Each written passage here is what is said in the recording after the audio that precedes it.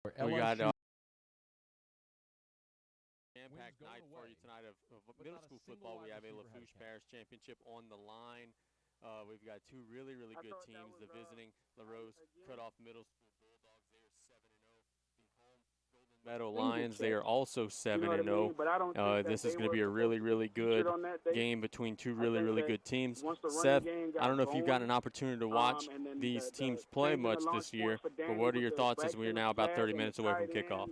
I'll be honest with you, with a lot of high school work, I have not gotten an opportunity to watch any one of these teams play, but I know they're coaches, and this should be a good game. On one hand, you have the Bulldogs of LC, coached by Coach Thad Mathern. We've had them at the quarterback club meeting several times.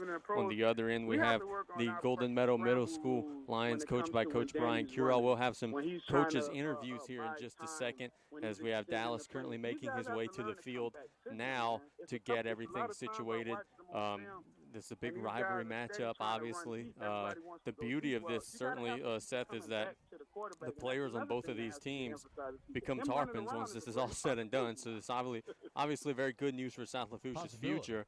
But sometimes here you got cousins versus cousins, friends versus friends, and everything like that. Your alliances are truly tested during this current game here that we're going to be playing. Right, definitely. Certainly, I remember back when me and Dallas were here playing, and it was the same. It's the same situation. Our team maybe wasn't undefeated because we lost to Edie White, but we were still a really good team. And playing each other, I didn't know a single person on LCO besides Jeremy Rogers and Corbin Allen. But and then coming, when we all joined together as freshmen at South, we just tore up all the other freshman teams, other high schools.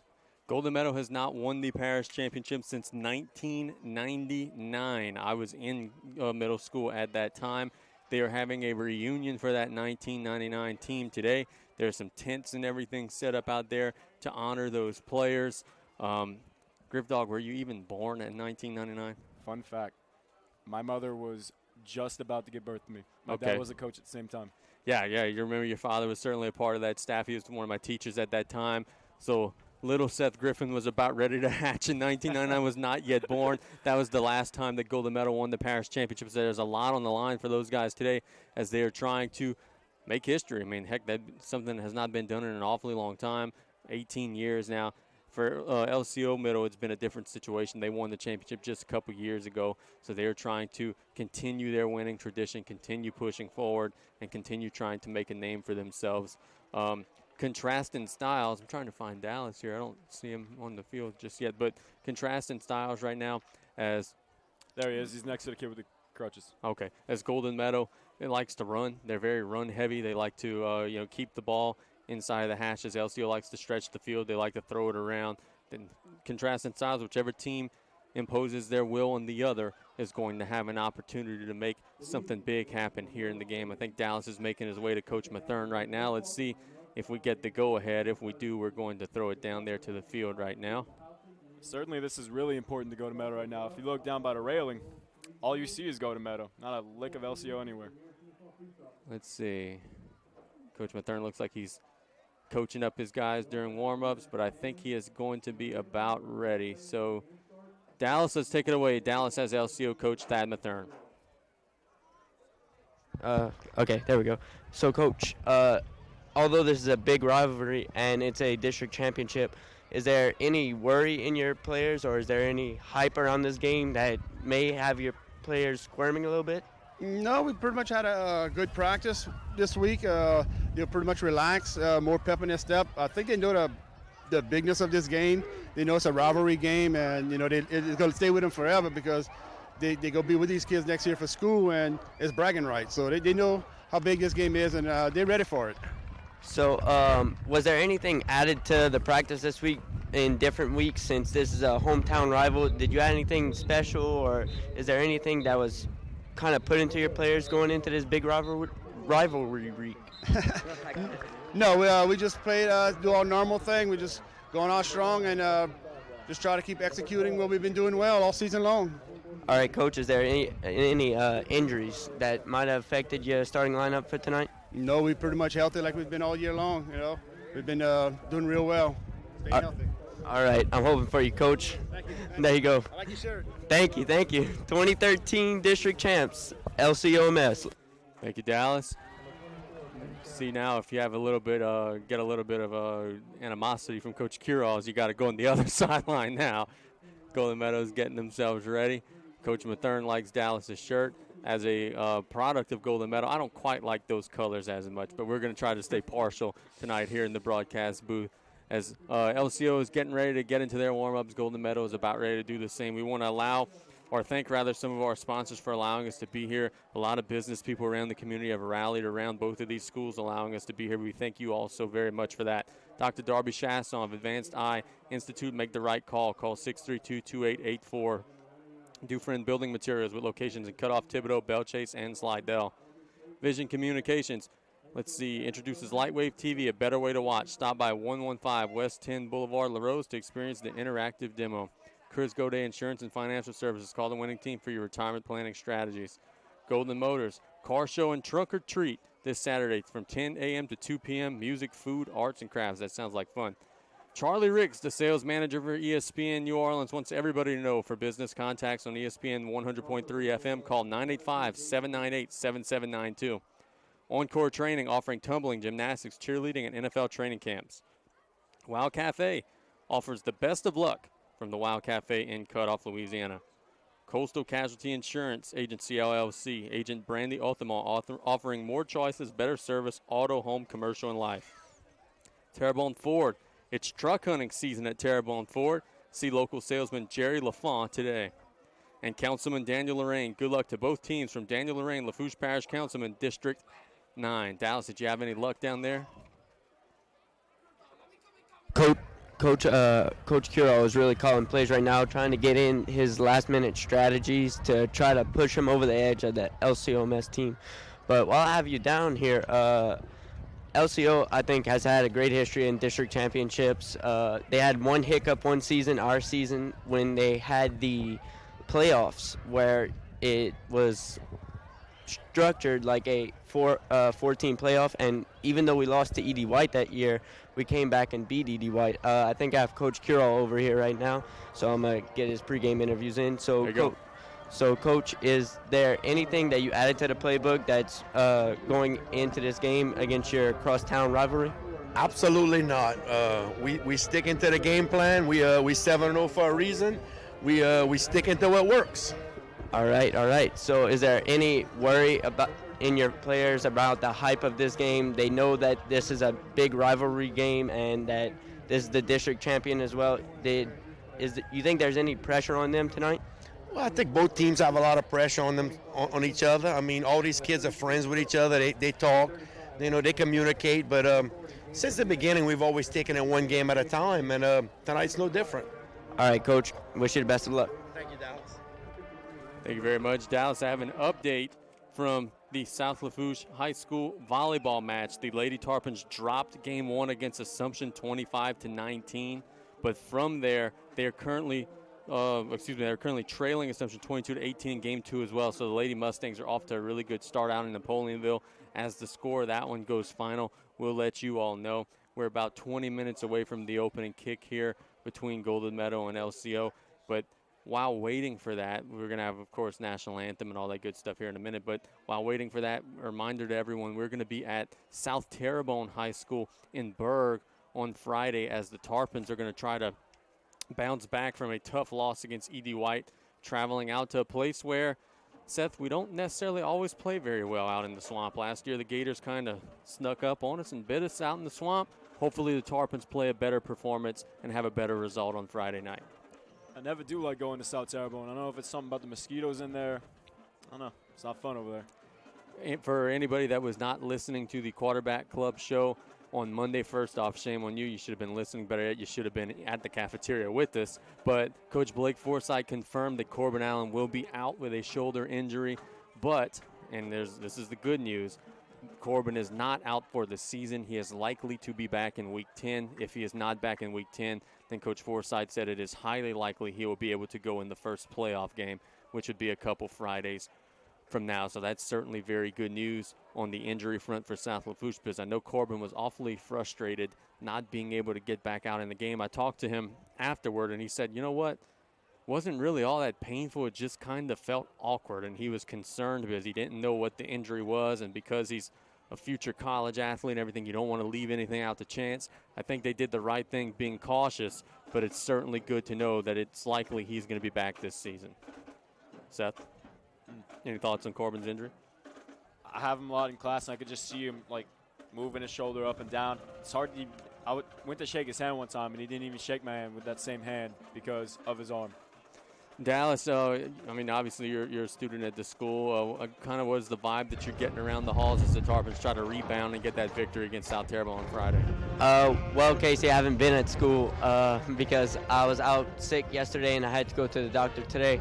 But I could tell after the game and seeing some of the team through the weekend that they just a little bit disappointed in their performance against E.D. White, but they hoping good things towards the future. And back to what you were saying about the Swamp isn't really a good field to play on. I played soccer for 3 years, and every time you step on that field, you sink.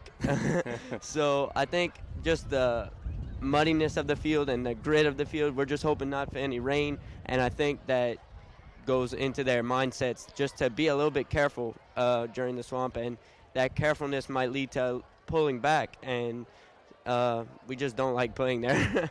Yeah, no doubt about it. For anybody who is wondering about playoffs and postseason seeding and all that good stuff, the LHSAA released some power ranking numbers yesterday, for which South Lafourche is currently ranked number 14 in Class 4A. The significance of that, Seth, is that if you're in the top 16, you're going to be home in the first round of the playoffs. So if the playoffs were to start today, the Tarpons would be at home in round 1 against Karen Crow. Look, Karen Crow is not going to be a walk in the park should that be the Tarpons' opponent, but at least you would have them at home. Talking to Coach Forsythe last night, he said, look, if we win one of the next 2 games, we're going to be right around number 16. If we win both of them, obviously we'll be in the top 10 or so, definitely have a home game. So the Tarpons are in a situation where I think regardless of the outcome of the last 2 games, they're going to be in the top 32. But right now they're sort of playing for positioning, trying to make sure they have a high enough seed to have a home game right here in Memorial Stadium. We are covering the playoff games, correct? No doubt about it. All right, sweet. I really hope we do get a home playoff game. Man, the road trips are the funnest part, though, Seth. They are pretty fun, but no. No? No. Just as soon be at home, huh? Yeah. See Golden Meadow getting some warm-ups in. We got rosters and everything. Let's do this, man. These boys have worked their tails off all year long to get to this point. So let's announce every single player that's going to be playing in this game. We'll start first with the visiting LCO Bulldogs. We say visiting very loosely. They're the road team only on the scoreboard today. Number 1, Tyler Sanders. Number 4, Brock Johnson. Number 5, Ridge Esponge. Number 7, Patrick Gisclair. Number 9, Austin Savoy. Number 12, Mason Buzigard. Number 14, Maddox Commerdale. Number 15, Cullen LeBlanc. Number 16, Zeth Adams. Number 17, Connor Mathern. Number 18, Ethan Tyler. Number 19, Scott Robichaud. Number 20, Connor Chassaw. Number 21, Abram Berg. Number 22, Hunter Conley. Number 23, Tremaine Back. Number 24, Blaine Terrebonne. Number 25, Caden Myers. Number 26, Joby Adams. Number 28, Caden Hunter. 29, Kobe Dufresne. Number 33, Owen Adams. Number 42, Darren Duce. Number 43, Jack Chassaw. Number 45, Gabriel Landry. Some of the big fellas here, these big numbers. Number 60, Thomas Wisher. Number 62, Nicholas Reed. Number 67, Diego Castro. Number 70, Luke Petrie. Number 75, Gavin Como. 77, Zach Lewint. 79, Gabriel Blackledge. Number 87, Jackson Otan. Number 89, Colin Rodrigue.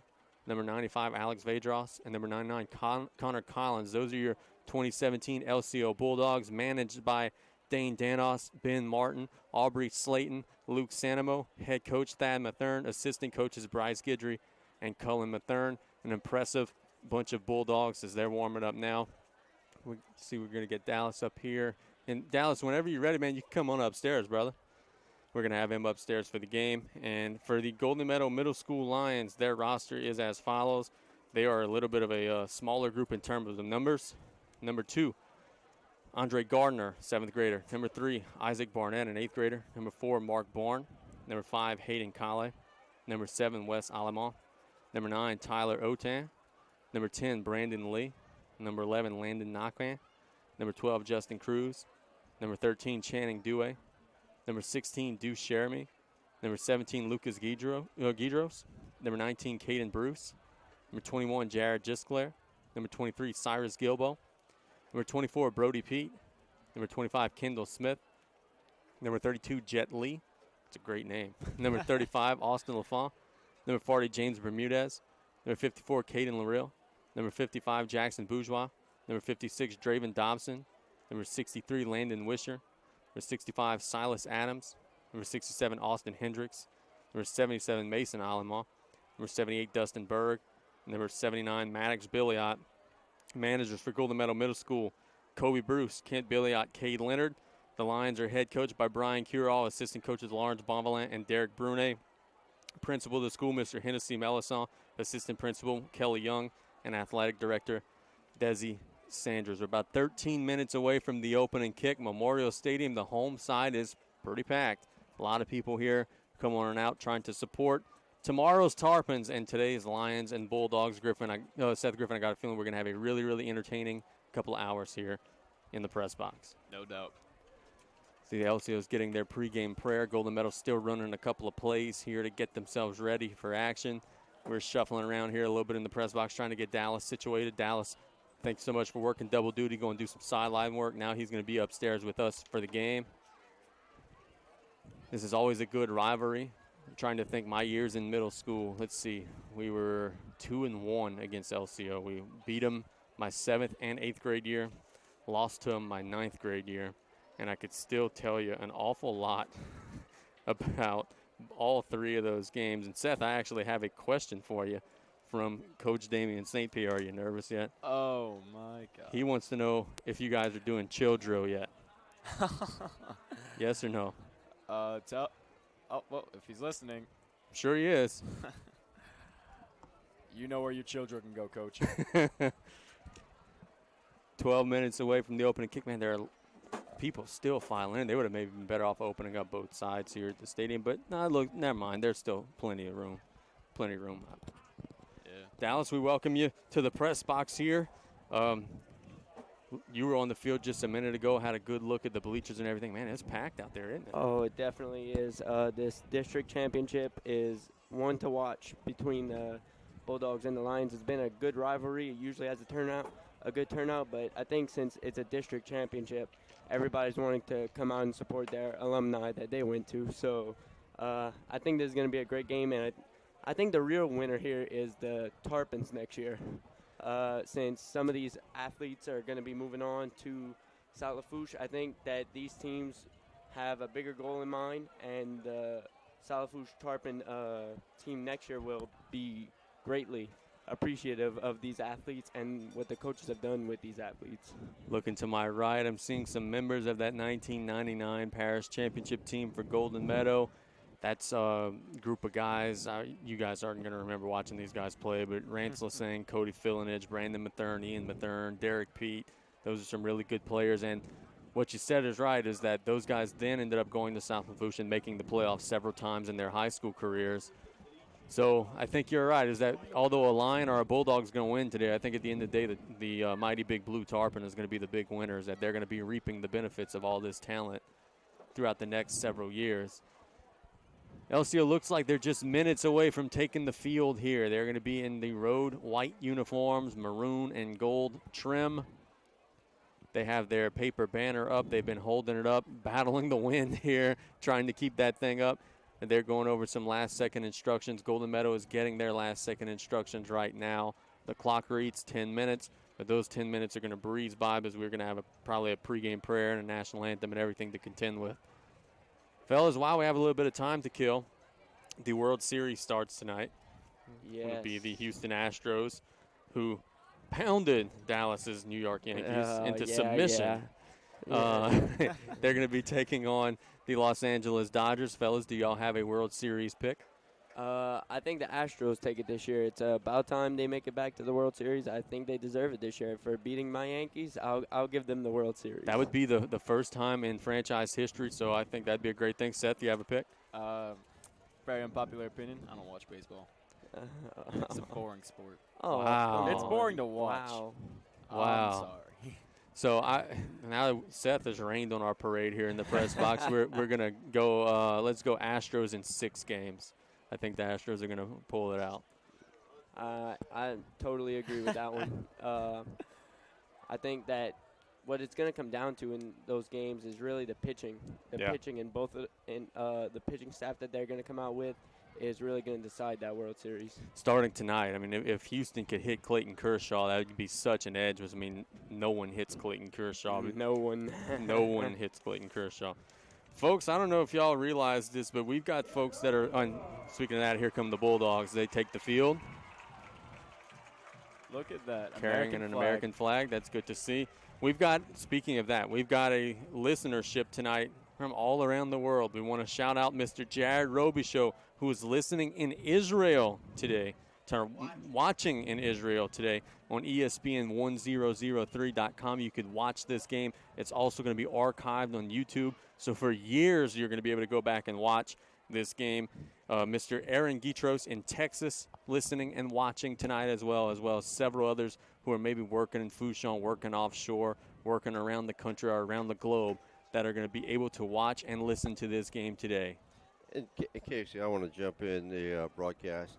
I want to congratulate our 2 high school Tarpons, Seth and Dallas, for doing an outstanding job, taking over the duties as sideline reporter throughout the season, and I guess their first time play-by-play and doing color for us in the booth. Congratulations to these 2 fine young gentlemen, and once they move on, we hope wish them well in their future endeavors. No doubt about it, fellas. I want to tell y'all both the story about that. Look, I've wanted to do this job that I'm doing now since I was 4 years old, okay?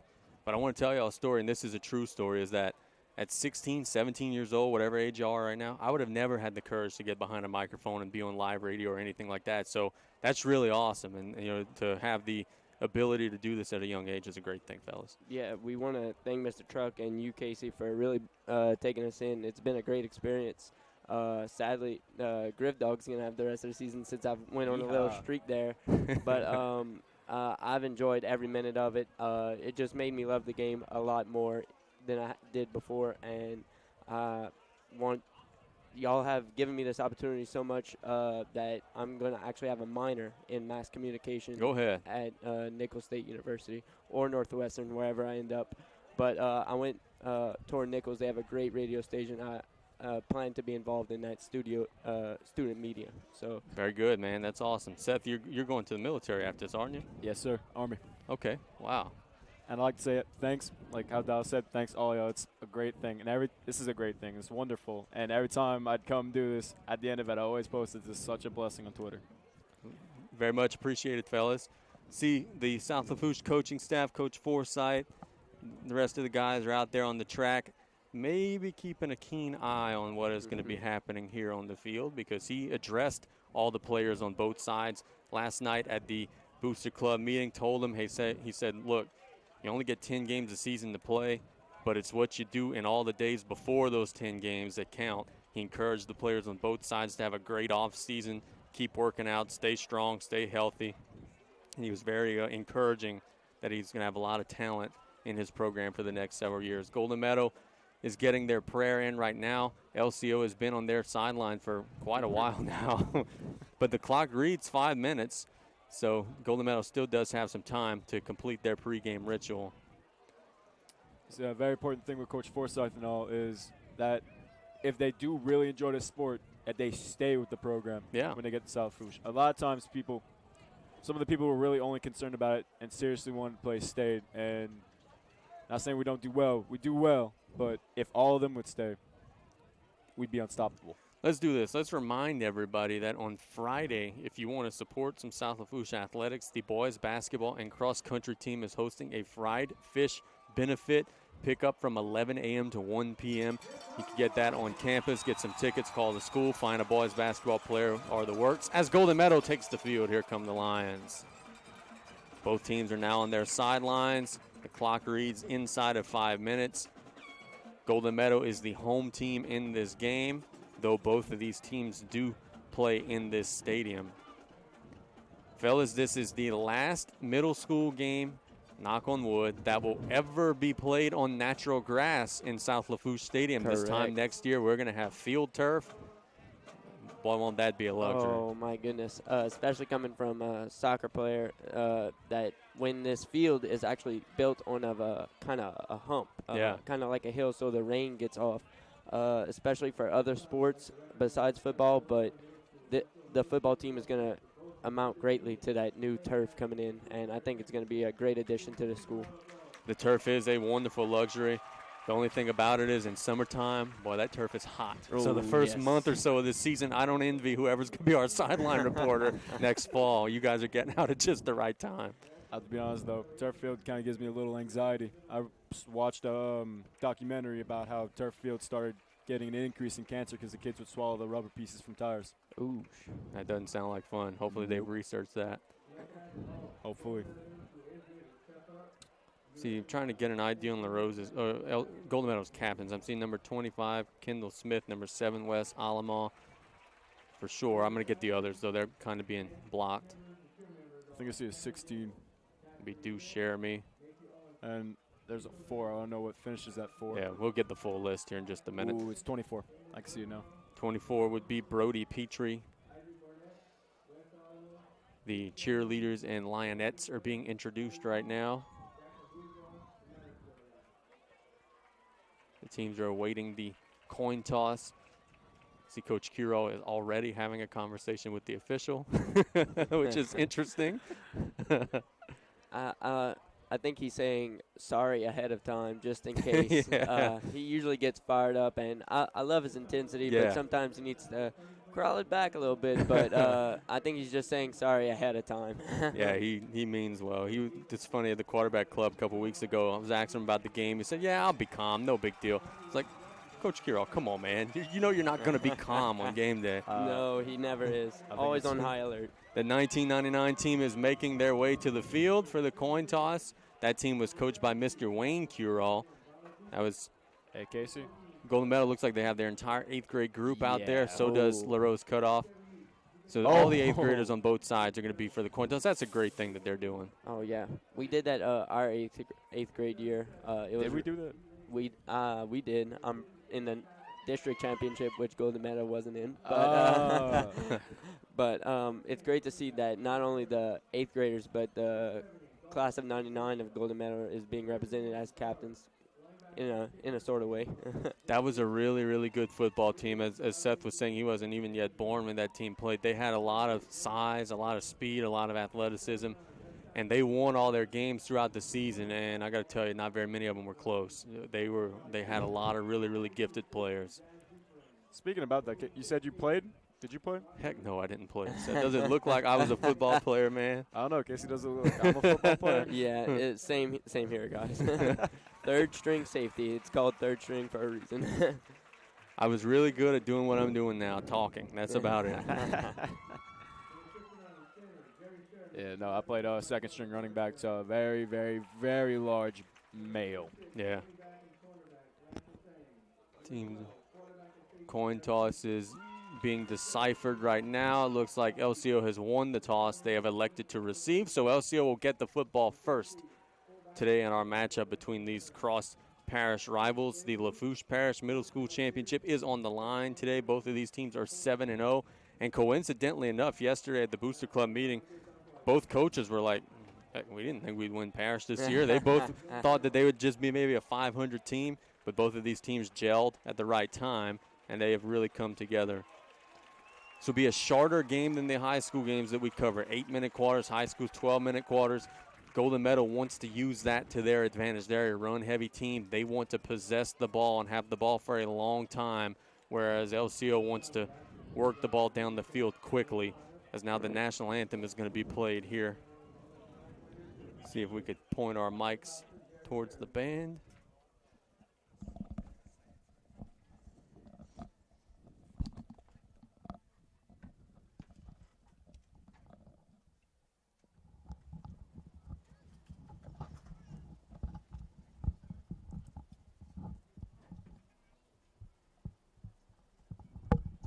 please remain standing for student-led prayer by Lions for Christ member Morgan LaFont. We're going to have a prayer first in the national anthem. School band led by Director Barry and Jovi and Dear God, our great Heavenly Father, we praise you, Lord, and thank you for such a great season for both of these teams. Lord, I ask you for your hedge of protection over our players, for dignity to shine through our coaches, and integrity from our referees. Lord, your light shines bright all over all our students, and I pray for each and every one who are present here tonight to remember that we are here to play this game as a fun contest between rivals and the friends and family, all under you, Lord. I pray, Lord, that at the end of the day, everyone will be able to put this rivalry down and look at each other as children of you and your mighty power. Lord, I thank you for giving all of our players, dancers, and cheerleaders this opportunity and gift of doing what they love. Again, we ask this all in your precious name, God, our Heavenly Father. Amen. Amen. Now the playing in the national anthem here by the Golden Meadow Middle School Band.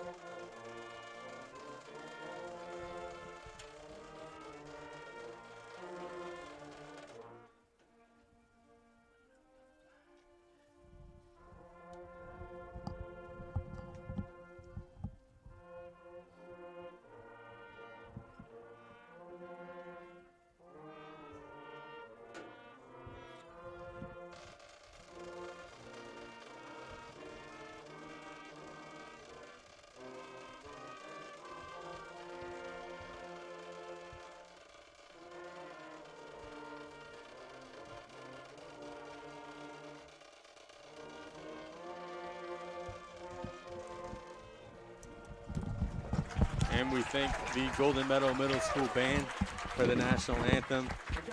Now we're ready to rock and roll here between LCO and Golden Meadow. The Bulldogs will get the ball first. Golden Meadow will be kicking to their rivals. A lot of people here. The home section is mostly filled. We're going to be crowning a parish champion tonight here on this field. Okay, so talking about how you said Golden Meadow is going to use that clock to their advantage by running it out, just running the ball. Yeah. Yeah, don't want to spoil warning here. After playing football for Coach Calle my 8th grade year and learning from this and watching my brother play for him his 7th and 8th grade year, I can bet the opening play that Coach Carroll will be using is going to be a halfback dive. Think so. We're going to keep our eye on that. We'll see. Me and Dally both think that's what's going to happen. Oh, yeah. It's become a tradition of Coach Carroll's, and I doubt he's going to waver from it here at one of his biggest stages. Austin Sava and Caden Myers are back deep. Number 16, Deuce Jeremy, is the kicker for Golden Meadow. The Lions are kicking from left to right. Bulldogs are going from right to left. The ball's on the tee. The officials are on the field. And we're going to be rolling here in just a second. Deuce Jeremy has a lot of responsibilities for this Golden Meadow team. He's also their quarterback. He booms it down the field. It'll bounce at the 20-yard line. Will be picked up by Myers, who's going to try to get outside. He is hit. Still breaking tackles across the 25. There he's dropped by Deuce Jeremy at the 28-yard line. So Golden Meadow with some good kick coverage, and LCO will take over at their own 28 and play a 1st and 10. Great job by the Golden Meadow special teams to get back there. It looked like he was swarmed at one point of Golden Meadow players before he could actually break that little huddle that he had on the sideline over there. Actually mark it back to the 27-yard line where the Bulldogs take over. Connor Mathern will be the LCO quarterback tonight. From what I understand, they use a spread offense, and on cue they're going to be out of the shotgun. Hunter Condley in the backfield with them. This is middle school, right? Middle school. 4 receivers set out of the gun. I mean, I've seen this kid grow up, but, I mean, geez. They do it well, Griff. You'd be surprised. Let's see. 4 receivers set, strong side of the field to the left. They're going to hand it up the middle on the first snap, and they're going nowhere. Big number 79, Maddox Billiot stuffed that one. No gain, maybe a half a yard. It'll be 2nd and long. LCO getting out the pregame jitters. We're still easing our way into this game. See with this hurry-up offense. There you go, now. No huddle offense, Griff, to even add to what you were saying a minute ago. Same 4-receiver set. Can we get Coach Thad for stop push again? His handoff up the middle. He's got a big hole. He's got a first down out to the 39-yard line. That is, let's see, number 28 on the carry. That's Caden Hunter getting the first down. Almost had a big run on that one. Just had one more foot tackle to get past, but he had that huge hole, which got him a first down. 1st and 10 for the Bulldogs at the 39-yard line. Just underway, 7:20 and ticking here. Bethune getting his call from the sideline, getting his call from his brother, actually. Going? Yep, there's a handoff up the middle, out across the 40, trying to get outside. He does. Can they catch him? And he goes out of bounds on the sidelines. Again, that's number 28, Caden Hunter, getting a big gain. Let's see where they marked him out. Around the 41, 42-yard line or so of Golden Meadow. So LCO's knocking on the door early. Good thing the secondary pushed him right out of bounds. Yep, they're getting a good push up front. The backs are getting outside. And the Bulldogs are on the move. Again, that was Caden Hunter with the big run. Rose out of the gun again. This time the quarterback, Mathern, keeps up the middle. Another big hole, lowers his shoulder out across the 35 to the 34, so it's about an 8-yard gain. Linebackers rushed the hole a little bit too quickly, couldn't see where he was going. He's 2nd and 2 or so. LCO very quickly on the football, getting the call from the sideline. Great job of this offense staying patient and orderly in this hurry-up offense. They're going to hand it off up the middle. He's going to bounce outside, now back in. That's going to be a first down out across the 30. That's number 28, Caden Hunter again. And Larose gets the first down. He did a dangerous little number switching hands with that ball mid-run. Yeah, he did. Don't advise that in high school.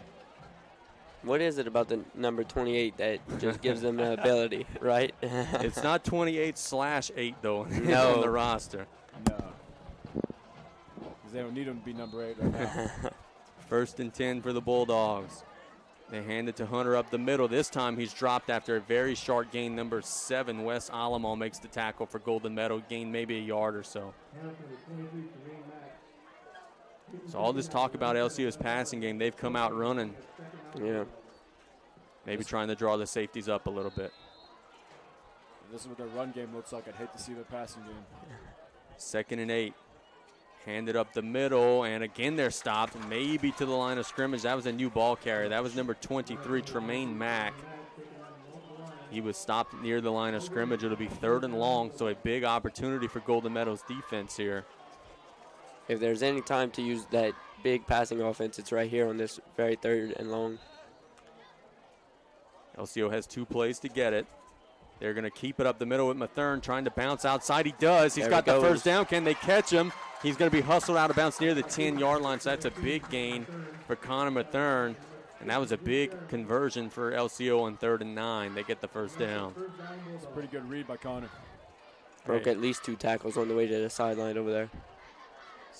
But middle school, we can attest for this. Tackling's not that hard to break when we don't have a good form. Right, right. Back to the 12-yard line, so it is still 1st and 10. High snap. Mathern does a good job corralling it. Now he gets up the field, breaking tackles out across the 10 to the 9. So what could have been a disastrous play turns into a gain of 2 or 3 yards for LCO. Great job of Mathern to keep us cool, get a hand on that ball, and just take it and run. What do we call that? Happy accidents? Yeah, Happy accidents. That was a nice play.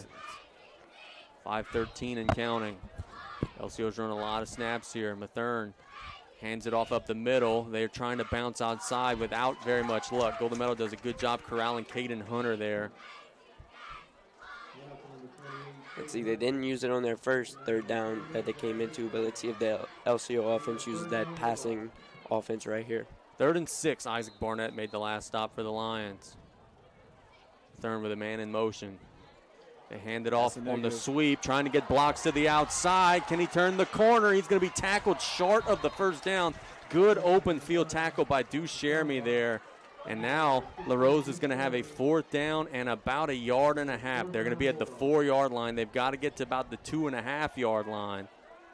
Good open field tackle by Deuce there. It's always dangerous that outside. Well, a good secondary. Going to go for it here on 4th. Mathern keeps it up the middle. He is into the end zone for a Larose cutoff touchdown. That is Connor Mathern. 4:32 to go in the opening quarter. Larose strikes first at 6-0. There we go, Bulldogs. Great job. No, Dallas, kind of when you're in middle school and you're in the red zone, I don't think anyone's going to be kicking field goals. No, or extra points for that. You're right. So LCO stays on the field. They're going to hand it off up the middle, picking through the line. He's not going to get there. So Golden Meadow's defense stiffens there. Jeremy and number 21, Jared Gisclair, make the stop of Hunter. But Larose does strike first. It's 6-0. They're out in front, 4:32 to go in the opening quarter. We'll see what Golden Meadow has on their first offensive possession. But, fellas, Larose used a lot of plays, converted some 3rd downs, even a 4th down there to get into the end zone and take the early lead. Yeah, used almost half the clock here in the first quarter. Man, you're right. Yeah. That's no surprise, though. The surprise over they were running didn't really pass too much. From what we hear is they pass a lot, but the intensity is not a surprise. LCO has always been a competitor, being 7-0. And you called it, Casey. They have a lot of trick plays that they have up their sleeve on that almost touchdown. That sweep play that really got them close to that end zone, really helped them push it over the edge. So no 2-point conversion. We'll see if that becomes a factor later in the game, as LCO is going to have Patrick Gisclair kicking. Golden Meadow is going to have number 24, Brody Pete, back deep. They've got a bunch of gunners out along the sidelines and everything waiting in case this is a short kick. They've got a lot of guys up on the line, so they're almost expecting a short kick. And it's an onside kick, and that's not going to go anywhere near 10 yards, so they could let that one roll forever if they want. Yep. And there's the flag. So there is a flag on the play. They down it at the 46-yard line, so Golden Meadow's going to get outstanding field position here. LCO wanted possession back. Didn't work out for them that time, though. If LCO's defense is any good as their offense, Golden Meadow's going to need that field position. Yeah. And there's the little manager that comes get the kickstand. That used to be me, 7th grade year and 6th grade year. Fun memories. Your only job is to go get the stand. Do not stay on the field. The Golden Meadow now is at the LCO 46-yard line. 4:32 to go in the opening quarter. Deuce Jeremy leading his offense onto the field. Here's the moment of truth. Halfback dive. Here we go. In the middle. They're in the wishbone. Strong side of the field to the right. Let's see. Waiting on the snap. Jeremy hands it to the wingback. That's not a halfback dive. They get outside and get a nice gain. That's number 23, Cyrus Gilbo, on the sweep. What do you know? What do you know? The first time they don't do a halfback dive and they get some good yardage. And I think they get the first down on first down, so Golden Meadow's on the move. They got exactly 10 there. I stand corrected. Yeah. Not a halfback dive. The defense may have expected it too. I'm thoroughly impressed. Hayden Kale is the lone receiver. He's on the LCO sideline pretty much. Golden Meadow staying in the wishbone. Jeremy hands it to Gilbo again outside. He's got a nice little gain out across the 35.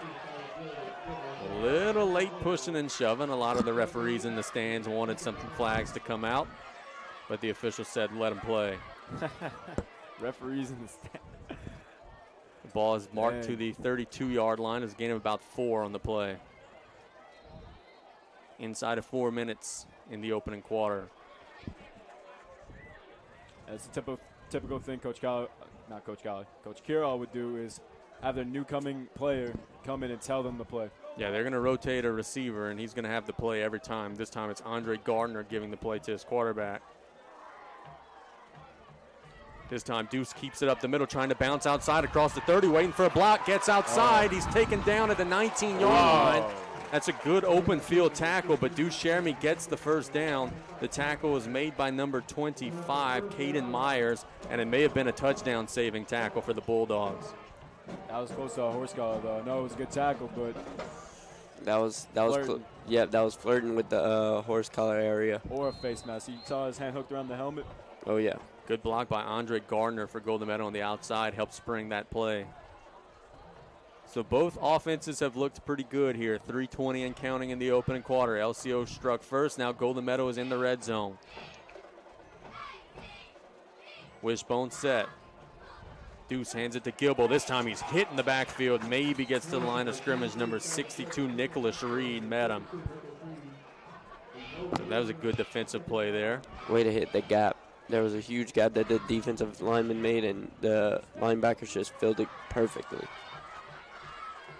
So it was pretty much no gain. The only thing that changed is the ball went from the right hash to the right center hash here. It's going to be 2nd and 10. Hayden Colley checking into the game. He has the play for the Lions. We've seen Gilbo. We've seen Deuce Shermy so far for Golden Meadow. In the backfield, they also have Wes Alamo and also number 24, Brody Pete, in their wishbone. Wishbone.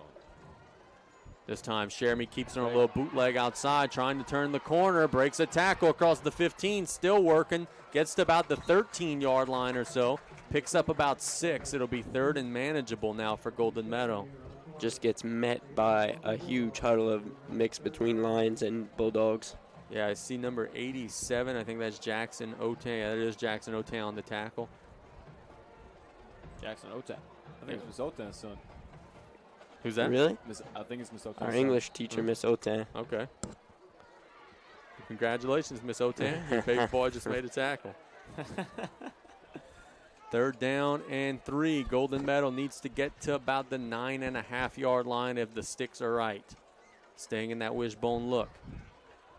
Deuce keeps it up the middle in the sneak. He's spinning, and he didn't go anywhere there. He may have lost some yardage. LCO was all over him. Number 23, Tremaine Mack, makes the stop. Tried the quarterback sneak, but they didn't get enough of a push for that to work. 4th down and manageable. Let's see what Coach Curl has up his sleeve. I know what I would do. I would try to draw them off sides right here. I'd try to allow them to give me the 1st down. What we used to call was Alaska. They'd call hut twice, and if they don't go, you might call a timeout. Yep. 1 minute exactly on the clock. So Golden Meadow has sort of done what they like to do, eating up a lot of time here on this drive. But they have 4th down and about 3.5, 4 yards here. A big play in this game early on. Shermy draws them off. 1st down Lions. They went with the hard count, and they get a free 1st down. Textbook. We knew it was coming. The players on the field didn't know it was coming. It's going to be 1st and goal at the 7-yard line for Golden Meadow. Looked like a linebacker was trying to time the snap, and he just went across that line. The officials are going to see it every time. If I was going to Meadow right here, I'd try to get the ball to the outside. An outside little sweep run. See if they come with that. The strong side of the field is to the right. The clock running, 35 seconds and counting in the opening quarter. LCO up 6-0. But Golden Meadow is inside the 10-yard line, playing a 1st and goal. Shermy hands it off to the outside, working back towards the middle. They do gain a little bit of yardage to about the 5-yard line or so. That's number 24, Brody Pete, on the carry. And I got to think that's going to be the end of the 1st quarter. They don't have to run another play here. I think we're going to walk all the way across the field. Yep, I don't think we will. Coach Cural's calling them in. So our score after the 1st quarter, it's LCO 6, Golden Meadow nothing. Fellas, your thoughts as we've watched now 1 quarter between these teams? Well, we thought what the game plan was for Golden Meadow is coming true. A lot of running in that wishbone formation, which we used to run a lot with Corbin as quarterback at LCO. And that quarterback, number 16 for Golden Meadow, is really doing a great job of finding the holes, sometimes not getting stuck by the defense from LCO, but Seth, you want to comment on LCO? No, lettuce. With all the hype and explanations we were getting before this game, this is not a surprise, no doubt. And yeah, I was about to say, Dallas, that is what y'all ran. Yes, I remember. We ran Corbin used to have shoulder problems like he is right now, and we would just run the ball with Jeremy Rogers and Cody Bourne as our fullback. Well, that's not a bad idea, running Jeremy Rogers and Corbin Allen. Huh? No, not at all. It doesn't take very long to figure that out. Not at all. No, and if I remember right, we had Dawson Crosby and Hosea Williams in a pistol set. Oh, definitely. So Golden Meadow's going to play a second and goal from the 5-yard line when play resumes. We want to thank all of our sponsors one more time. Dr. Darby Chasson of Advanced Eye Institute, Dufresne Building Materials, Vision Communications, Chris Goday Insurance and Financial Services, Golden Motors, Charlie Ricks, the sales manager for ESPN, Encore Training, Wow Cafe, Coastal Casualty Insurance Agency LLC, Terrebonne Ford, give Jerry LaFont a call today, and Councilman Daniel Lorraine, District 9 in Lafourche Parish. Ball is in play. The Lions have 5 yards to go, and they've got 3 plays to get there. Like you said, the stands are full out here. We got a quarterback change here, fellas. Jared Gisclair is under center for Golden Meadow.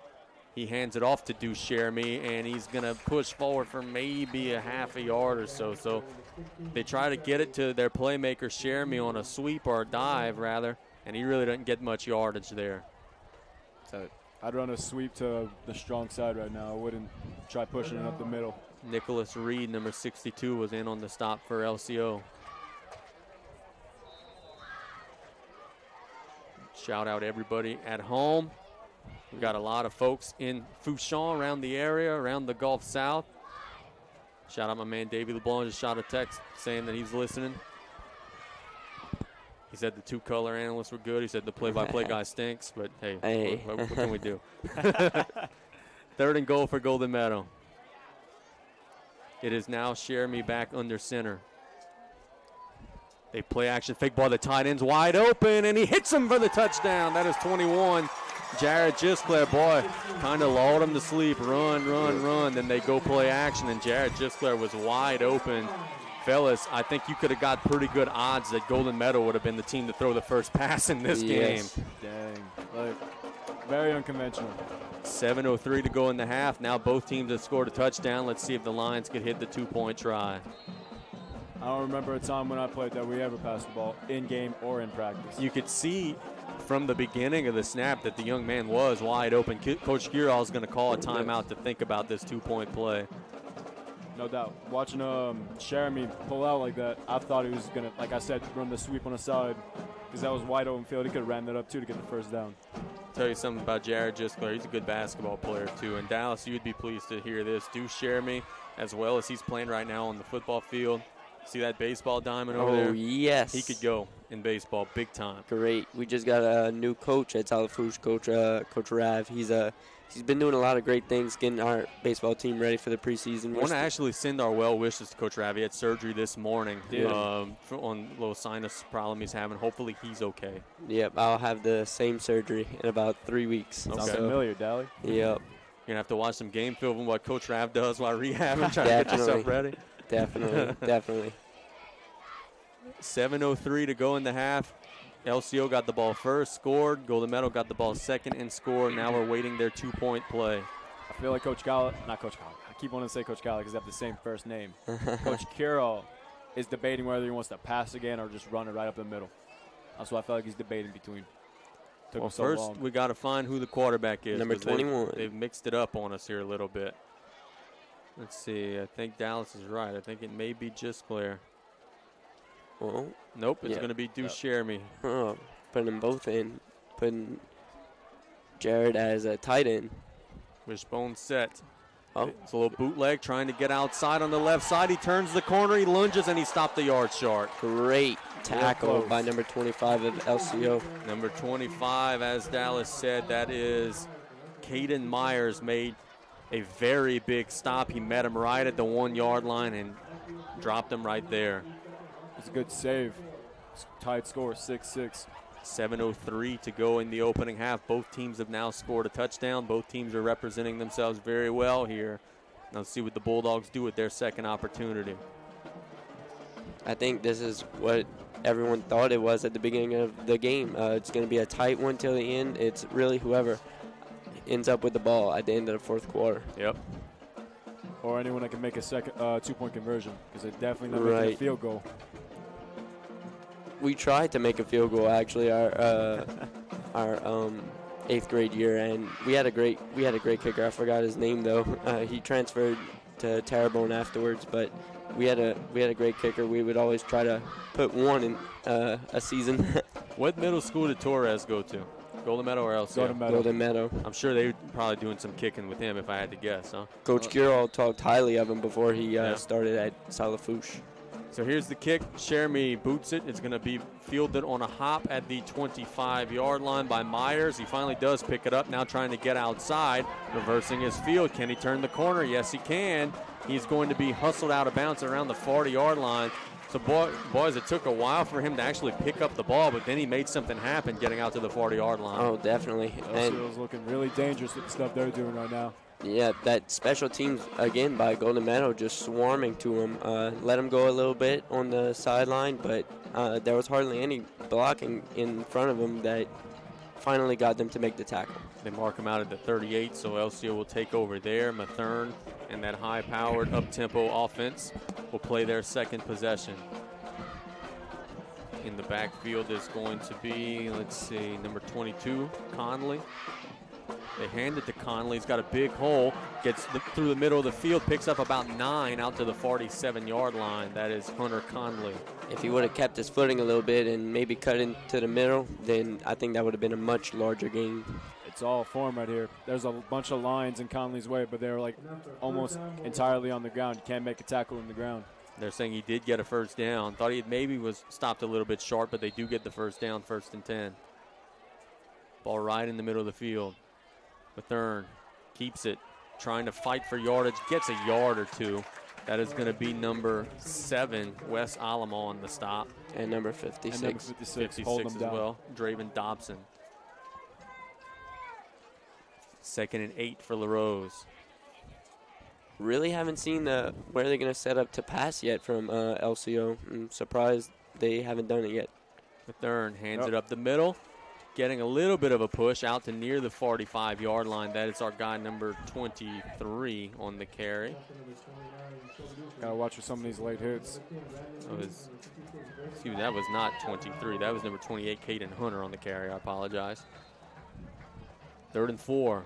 They hand it to him again, and he's going to be stopped short of the first down. Good open field tackle. Brandon Lee was in on the stop, as well as our guy 56 again, Draven Dobson.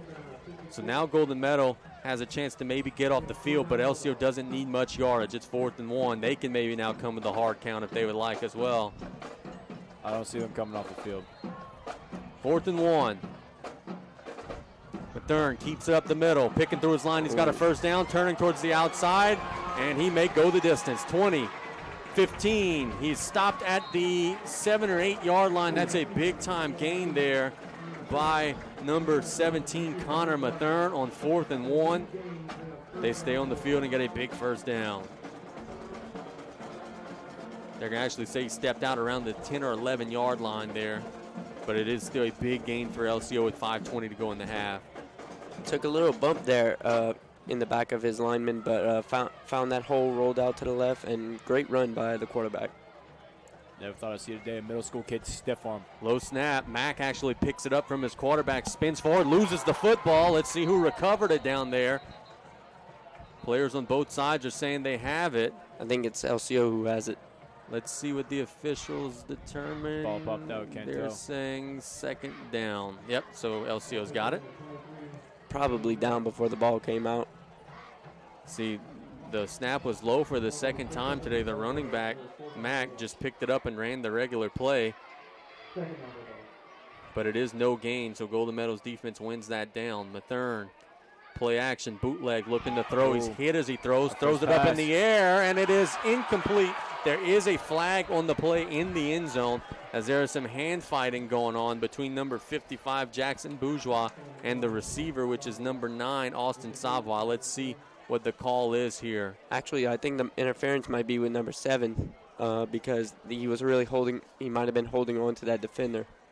Let's see what they determine, and if it is on LCO, Golden Meadow may decline this because it was an incomplete pass. Let's see. Certainly this is going to be a big call in our game. Oh, nope, on Golden Meadow for sure. Yeah, it is on Golden Meadow's defense, and it'll be 1st and goal for LCO at the 5. Coach Kiro is not very happy with that call. I don't think he would have been. Yeah, we wouldn't have expected him to be. And they have that rookie coach, Derek, I don't know his last name. Brunet. Coach Brunet. Brunet, yeah, trying to corral Coach Kiro back in. They hand it to Mack off tackle. He fights and he's hit. Does not get into the end zone. Good tackle by Draven Dobson. Might have the first down, though. I have to say, though, talking about that pass, though, with Connor Mathern. Impressive pass. Definitely. After being hit in middle school.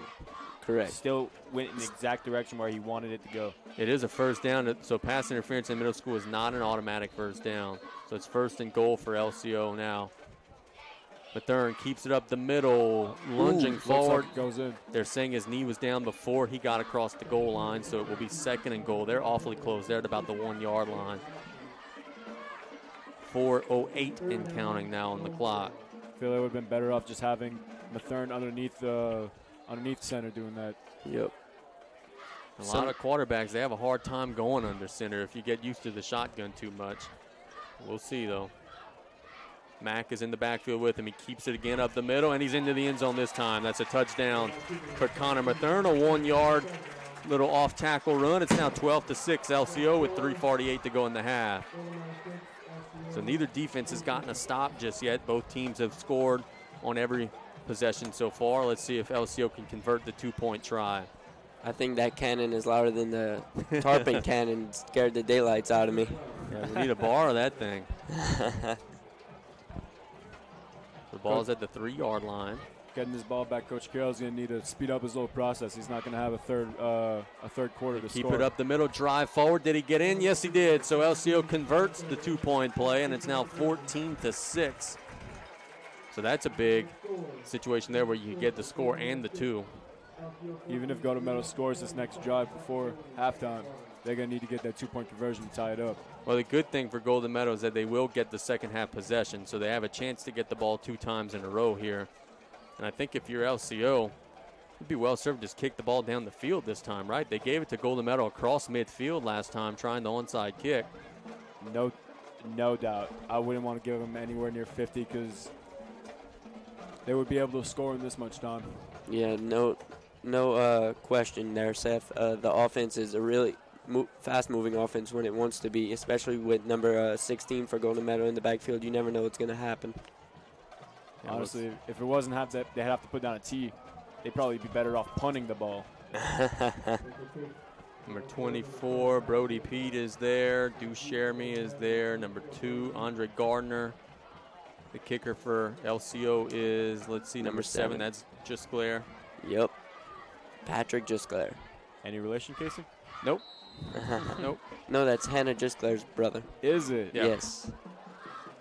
Jusclair kicks the little squib kick again, and Golden Meadow does fall on it. That's number 5, Hayden Kale. Dangerous play, but Golden Meadow will get the ball at midfield, which I'm sure is A-okay with Coach Curall. That's scary. They're lucky they corralled that in so well. Hayden Kale, really good bitty basketball player. Been knowing him for a long time. He was heads up there, corralling the football for his Lions. Quick little shout out to Jacob Griffin, who just texted me. He said he went to Holy Rosary, so he has no allegiances. So he's saying good luck to both teams. Very good. Golden Meadow in the wishbone set. Jeremy hands it off to Gilbo across the 50. Doesn't get very much more than that, though. Yard. Another yard. Or like picks up a couple. Yeah. LCO's defensive front does a nice job stopping him there. So we say Golden Meadow likely has 2 possessions in a row here, though, at 3:20 and counting. If they could, go ahead. If they can score here and then get that ball back, it'd be really good for the Lions right now.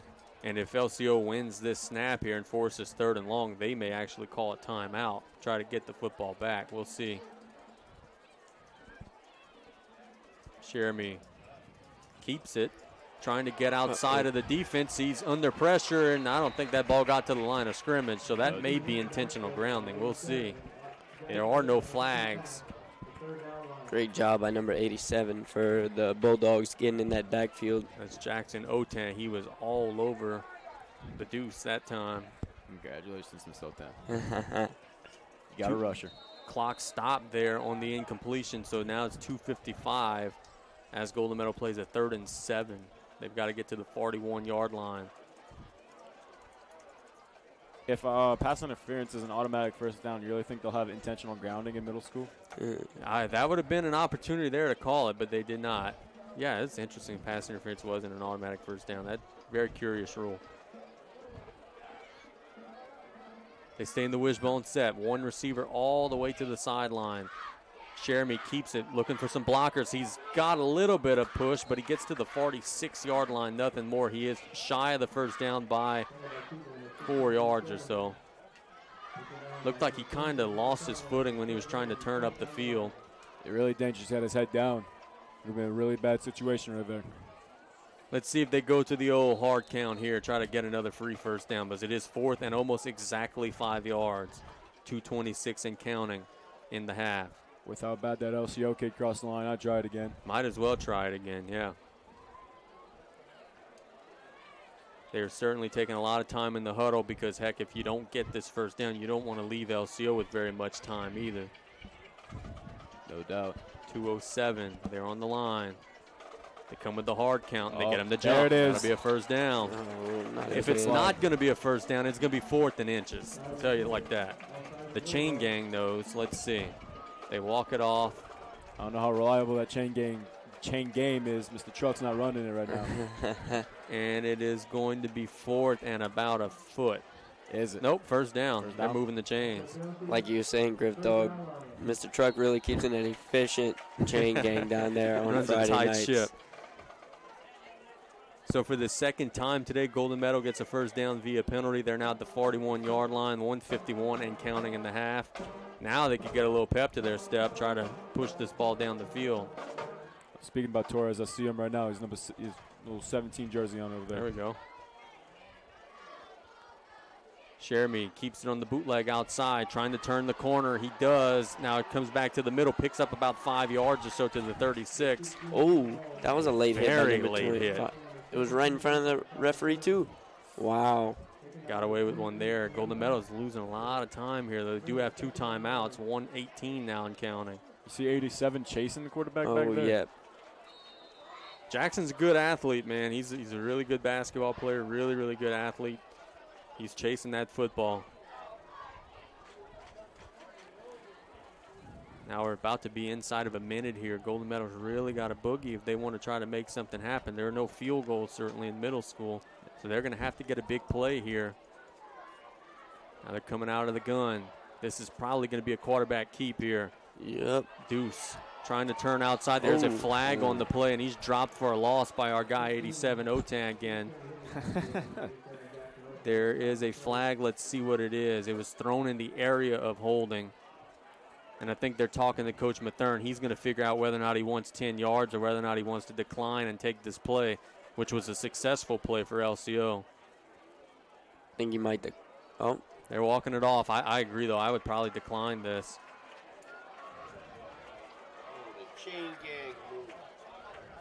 Oh, no. So the chains look like they're not set.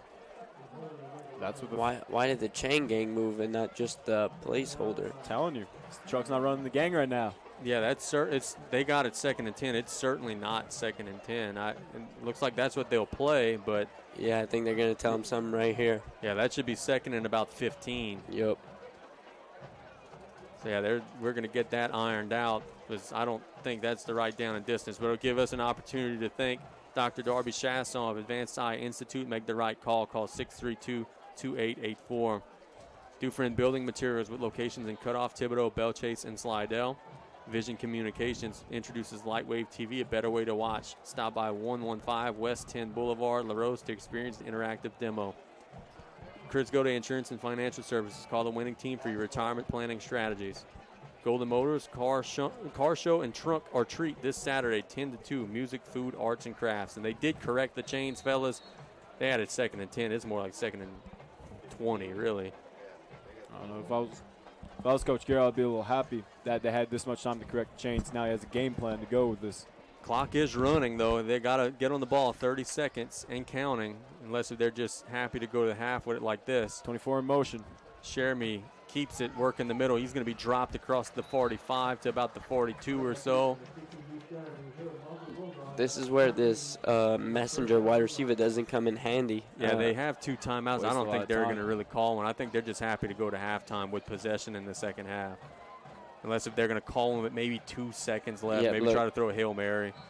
Yeah, that's what they'll do. Yeah. So they're going to call a timeout with 1 second left just to give themselves one last snap, which they'll probably try to throw it as far as they can or run some sort of reverse kind of trick play deal. Coach Giro usually runs that with his flag football team. Just any game, he'll take a timeout with 2 seconds. I know I have to referee his games. I was about to say, you know a lot about flag football in the Valley. Oh, yeah. Those 2-second timeouts where he has the energy to walk over to the referee and just says, hey, I want to time out at 2 seconds. And he just chunks the ball up. So I don't know if he's going to do that here with his middle school team, but we'll see. Usually what he does. So there's 1 second. LCO leads 14-6 here in the second quarter, very late in the second quarter. Golden Meadow has to go 43 yards. They've got 1 play to get there, barring a defensive penalty. Look, if there's any type of interference or face mask or anything like that, Golden Meadow will get to stay on the field. But you see Coach Mathern has his safeties dropped way back. I think at this point it's going to be just a matter of just trying to make a tackle. You're going to let somebody catch the ball around the 30-yard line or so. You just got to tackle them. Now that you mention it, Dallas, how is your flag football team doing anyway? My flag football team ended out the season at an average of 500, 6-6, or no, 3-3, because we only had 6 weeks. So 3-3 we ended up. Very proud of them. Golden Meadow's out of the gun here. Last snap of the first half. They throw it deep down the field to Sheremy, and it's over everybody's heads, and it falls incomplete. So that'll be the end of the first half. Larose gets a defensive stop, but Golden Meadow is going to get possession first in the second half with LCO on top 14-6. Fellas, I guess your thoughts as we watch now one half between these teams. Seems like the defenses are kind of having a difficult time staying out in front of the chains right now. The offenses are moving the ball pretty well. Yep, especially the Golden Meadow defense is really having a little bit of trouble tracking where the ball's at and where those trick plays lead them. And on Golden Meadow's offensive side, they're having a little bit trouble getting the ball around. They've mostly been running with number 16, but surprisingly in this game we've seen Golden Meadow throw the ball more than LCO, which is very surprising. But it's been a great game so far, and I think it's going to finish out great. Seth, your thoughts on the first half? Like Dallas talked about, it's them not – the defenses are having to adjust to most of the run plays. But Golden Meadow's defense is watching them play. They're rushing their linebackers they're going too slow to be able to stop something in the backfield before something goes off. Yeah, and at some points they're going a little bit too fast because they might just miss the play that runs right back to them because they're already on the ground. Yeah, the boat right pass Connor Mathern, and then he's out past his hole, relying on the secondary to stop him. Definitely. The Lady Bulldogs dance team on the field right now. For those watching on ESPN1003.com, you're going to get the chance to see our halftime show.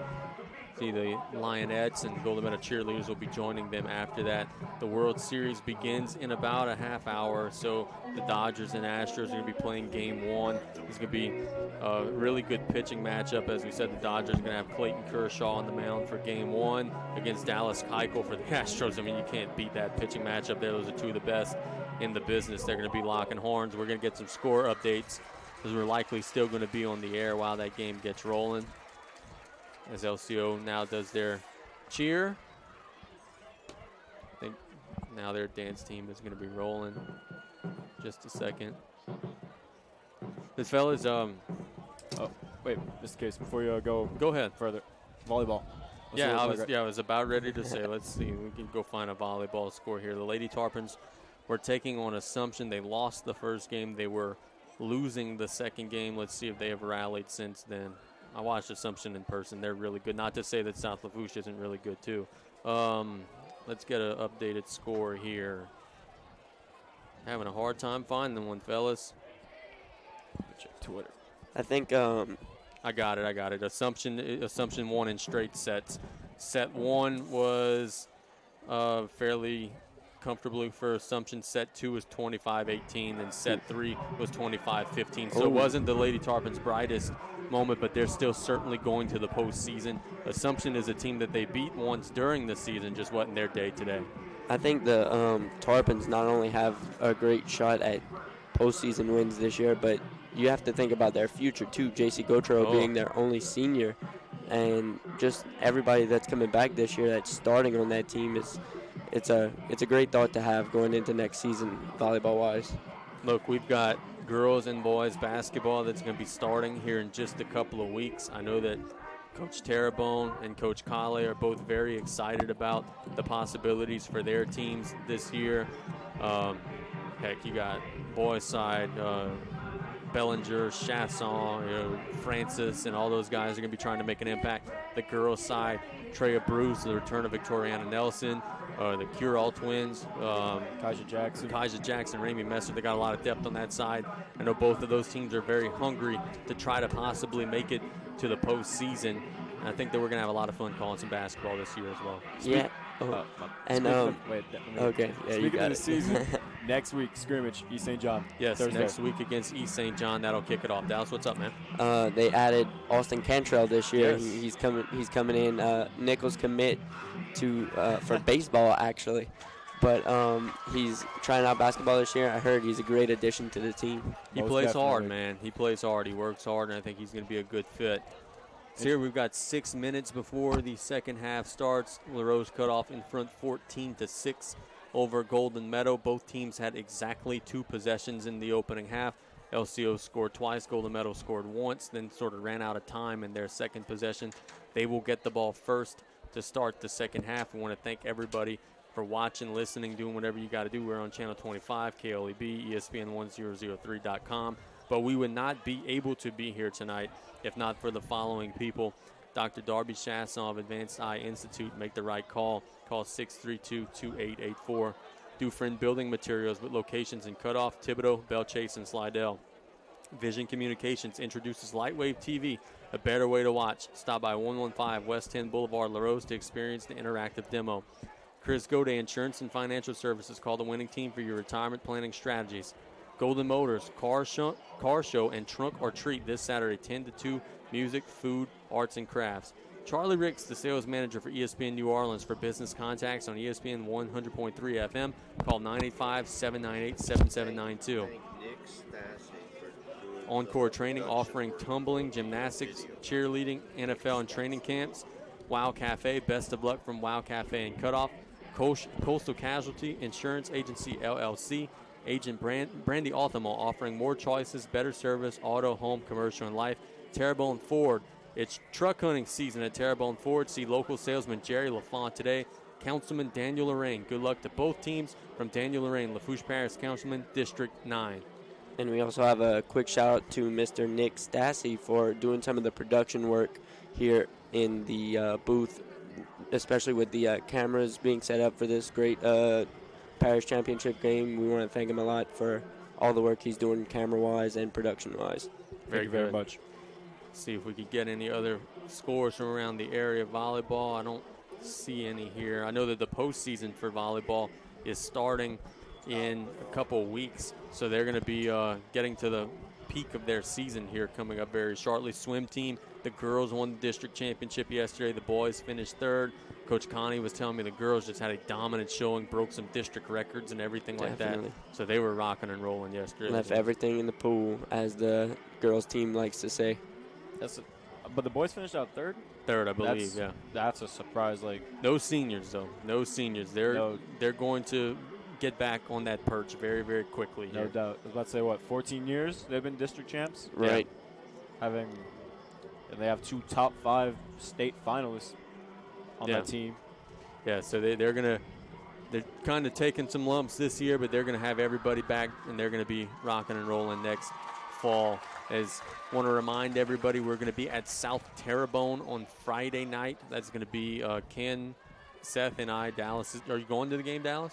I'm going to be at the game, but Seth is going to be sideline reporting. Yeehaw. Okay.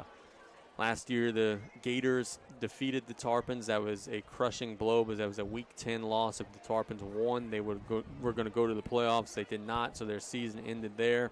I was talking to Chad Sheremy last night at the quarterback club meeting, and he sort of said, hey, look, I remember that game very vividly. And he said they've been practicing with a lot of energy, a lot of oomph to try to make sure that doesn't happen again.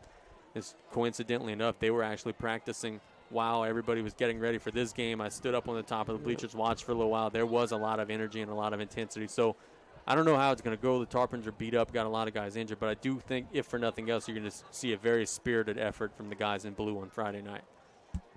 Definitely with a lot of guys injured, we're going to be seeing some new faces, which is promising. Definitely promising. On Mondays, come on out to the South Lafourche cafeteria for the quarterback club, booster club meeting that we have. The entire thing's broadcast on 1600 AM KLAB. Last night we had a ginormous crowd. We had every single player that is on this field right now is in the cafeteria with their parents eating some jambalaya, as well as some of the South Lafourche support group. We had Lance Reynolds last night. We had the coaches on both sides talking about this matchup. Coach Forsythe wrapped up the show, sort of gave an address to both teams, as well as breaking down the last game and then the current game. Coach Forsythe said that the goal for this week is to play as clean a game as the Tarpons have played all season. Whether or not that happens remains to be seen, but he said that he likes the way his team is rounding into form. Now it's just going to be a matter of getting healthy, man. Tarpons are beat up. Only played 18 guys on Friday. That's not a lot for a varsity 4A football. No, not at all. Casey, can I get your quick prediction on the Saints this week going against the Chicago Bears? Saints by quite a bit. Saints by quite a bit. I think so too. The only reason the Chicago Bears got a win this weekend was their tough defensive presence and the Panthers giving up a good bit of turnovers. Now, I want to say this, though. Every time pretty much in my existence that I've said definitively the Saints would do something, they've done the exact opposite. So we'll see how that goes. But I do think the Saints are going to take care of business against the Bears. As a resident Packers fan here, I'd like to say only reason they lost to the Saints, Aaron Rodgers is out with a collarbone injury. Only reason. LSU is not going to lose Saturday. That's good news. They're not playing, but, hey, they're not going to lose. A reminder, Coach St. Pierre reminded me this. Thank you very much. Boys basketball and cross country is having a – why you say, oh, no? St. Pierre. I hope he hears this. Boys basketball and cross country is going to have a fried fish dinner on Friday from 11 a.m. to 1 p.m. at the school. You could get a ticket from a boys basketball player, cross-country runner. Pickup is going to be at school, $10. You get all that food. I know the chefs, and I can tell you this, it's going to be very, very delicious. I'm looking forward to my lunch on Friday. Hope that you guys turn out and do the same. All the proceeds benefit those two sports at the school. Please help us. Definitely. Golden Meadow takes the field. LCO has already done so. We're going to be playing some second-half football here and crowning a parish champion. First half got through and very quickly. There's only 6:52 now, and we're about ready to start the second half. Golden Meadow, as we said, is going to get possession of the football first, as LCO won the toss to begin the game and elected to receive. Good choice in what's going to be such a close game. Good choice by Coach Curall. Speaking about now kicking off, do y'all think that that last kick was actually a real kick and that we're just going to get a script because the kicker can't kick? I don't know. I think they're doing those intentionally. I think they're doing those intentionally as well. Oh, we'll see. That's Patrick, right? Yes, Patrick. We'll see. Yeah, I think that they know that he's probably gifted at kicking it around 15, 20 yards consistently, try to get an extra possession. The reason why, Seth, I think they're doing it intentionally is because look at all the guys Golden Meadow has out in front. They've seen on film that this is something that they do consistently, because if not, they wouldn't have that many guys on the front line. And they're hoping to get a little mess up right here and get the ball back. Look at the hole around the 50-yard line, though. They got a chance here if they could put good placement on the ball. And that's exactly where they kick it. It's going to be picked up by Golden Meadow, though. Number 2. That was number 2, right? Fellas, yes. I don't call very many things right, but that one we did see right away. There was a huge hole there. Way more LCO jerseys than Golden Meadow jerseys, but the one Golden Meadow jersey there picked up the football. That was Andre Gardner, and now Golden Meadow will take over at their own 46-yard line. Look at that. The second you say where it could go, because it's a hole, that's where it goes. Yeah. And very Johnny on the spot by Andre Gardner, one of the only 7th graders that's playing significant minutes for Golden Meadow tonight. He's going to be one of their top players next year, certainly. Share me out of the wishbone. Hands it off to Gilbo. He's hit hard and dropped back, maybe gets a yard. Number 22 and number 23 made the tackle there for LCO. Let's get some IDs on those boys. Let's see. That was Hunter Conley and Tremaine Mack making the stop for LCO. Gain of a couple. Two contrasting different offensive play styles. Wishbone and a shotgun. Yep. Middle school. Interesting. The two sets that South Lafourche runs, wishbone and shotgun, so I'm sure Coach Forsythe will be happy to see the teams utilizing those two formation sets. You could definitely see the difference between the two defenses due to Golden Meadow's run-heavy offense. The LCO defense really packs in that box, really puts the safety, the middle linebackers, the cornerbacks, everything in there. Jeremy keeps it this time, looking for somewhere to throw. He's dropped for a sack. Number 42, Darren Duce, and number 67, Diego Castro got him there. That's going to be a big loss. This is going to be 3rd and awfully long now for Golden Meadow. All it takes is one free player to get that tackle. And when you play this very run-heavy offense like Golden Meadow does, you can't afford to lose yards. You got to stay on schedule, as they say. And now they're playing a 3rd and 14. The way it looks, like the wishbone's done, correct me if I'm wrong, but to help out your run, correct? Correct. Yeah. But in this case, it's inhibiting their run because LCO can run a box essentially. Yep. So there's it's essentially no inside runs if you really wanted to. Let's see if they could convert a 3rd and long here. Try to draw them off sides. Do not get the whistle. Now I think Golden Meadow actually may have moved. A little bit of movement there. Let's see if they're going to say the offensive guy was maybe drawn off. I don't know what the call is going to be here, but it's awfully interesting. I don't think the LCO guy ever crossed the line of scrimmage. Yeah, it's hard to tell. I could see a few linemen little jump, but never crossed that line of scrimmage. It looked like they didn't cross the neutral zone. Let's see what the call. We have a offsides on LCO. Oh, there it is. They did call it on LCO. That's what Golden Meadow needs right now. So they do get some free yardage. I guess they're going to say the offensive guy was drawn by the defensive guy, but if the defensive guy doesn't go across the line, it really shouldn't matter. It's almost like saying that maybe the defensive guy might have said hut to throw off one of the offensive players. Maybe. Never know. I remember that happened one time. Daniel Dickinson. Yes. The defensive line was a little just too excited and made offensive go off sides because he screamed hut. It'll be 3rd and 8 for Golden Meadow. 6:05 and counting here in the 3rd quarter. Staying in that wishbone look. Jeremy waiting on the snap. Ooh, I think he's trying to pull him off sides he's hard again. counting again. He keeps it on the bootleg, waiting for some blockers, trying to turn outside. Now goes back inside, lowers his shoulder near midfield. Doesn't get near the first down, but he picks up a yard or so. It'll be 4th and about 6. Yeah, that run makes it a 4th and manageable if Coach Curall is going to go for it here. Hey, guys. Yes? I'm willing to bet money that they're going to try to make them go off sides again. I would think so. Willing to bet. Willing to bet money. Let's see what the call is. I'm not betting that they will go off sides. I'm betting that they're going to try and make them go off sides. They've got to get to the 44. The ball's at the 50.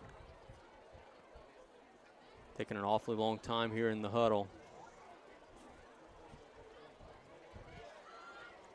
Let's see what the formation's going to be. It's going to be a timeout for Golden Meadow. So we'll see if that timeout is maybe needed later in the game. They're going to take a little extra time to think about it here. It is a big play, so I could understand trying to utilize your timeout to make it happen. The Lions are going to get together, try to find whatever they run in practice that usually gets the most yards. You want to pull it out of your hat right here because you need 6, or else you're giving it to LCO near midfield. If Golden Meadow can get their 2 backs that aren't getting the ball to lead block instead of making they're making a curved umbrella shape right now, which almost has a collapse in the backfield. So if they can lead block instead of making that curve, you get some positive yardage out here. Larose defense getting some coaching. That's actually the part of the field that Coach Thad Mathern utilizes. He runs the defense. His son Cullen runs the offense for the Bulldogs. Cullen was a real good player when he played at South. Yeah, multi-sport guy. He's also helping with our baseball team this year as a pitching coach. Heard about that. So here we go, 4th and 6. Got to get to the 44-yard line. You're at midfield. Coming into the shotgun. Trips to the left. Jeremy rolls out, shoots it that way, got a completion, turns up the field. He's awfully close to the marker. That's 24. Brody Pete on the grab. I think he's got a first down.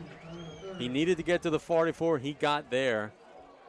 Where do they spot the ball, though? They're going to put it down at the 44. That is a first down for Golden Meadow. They needed 6. They got 6. That was a big conversion there.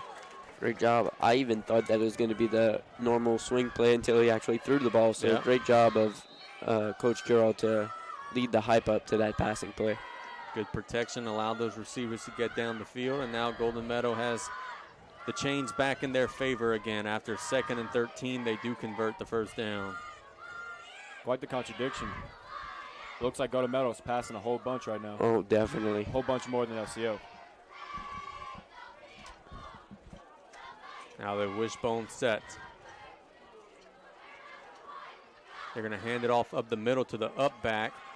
Yeah, there's my halfback dive. And he gets maybe a yard or so.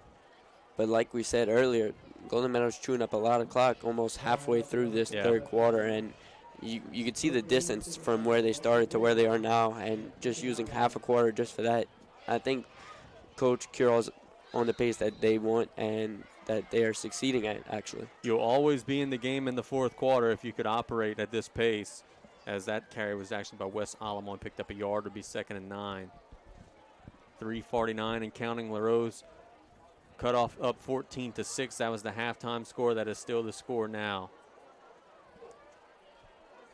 Jeremy in the wishbone, fakes the dive up the middle, now bounces outside, trying to turn the corner, lowers his shoulder, still driving his legs near the chains. 3 Bulldogs to take him down. That is near the 35-yard line. It's going to be 3rd and awfully sharp. That was a good run there by Deuce. Definitely. Good job on number 25 on the Bulldogs to really get in front of him, stay with him, and wait for some more help from his Bulldog defense. As Caden Myers. Most quarterbacks, fellas, when the contact comes, they like to get down. Deuce likes to hit the defensive guy. Oh, definitely. 3rd and short. Got 2 plays to get it. And as you guys said a minute ago, Golden Meadow is eating up that third quarter. It's 2:52 and counting. Not to be negative, but in a definite contrast, around this time, if LCO would have had the ball, they'd be scored. They have scored by now. Yeah. Definitely not in a negative light. This could be a good. Oh, there is a flag. Did they have 12 in the huddle? Delay of game. Boy, they didn't break the huddle until delay of game. So there took too much time, and instead of 3rd and 1, it's going to be 3rd and 6. That's a huge penalty.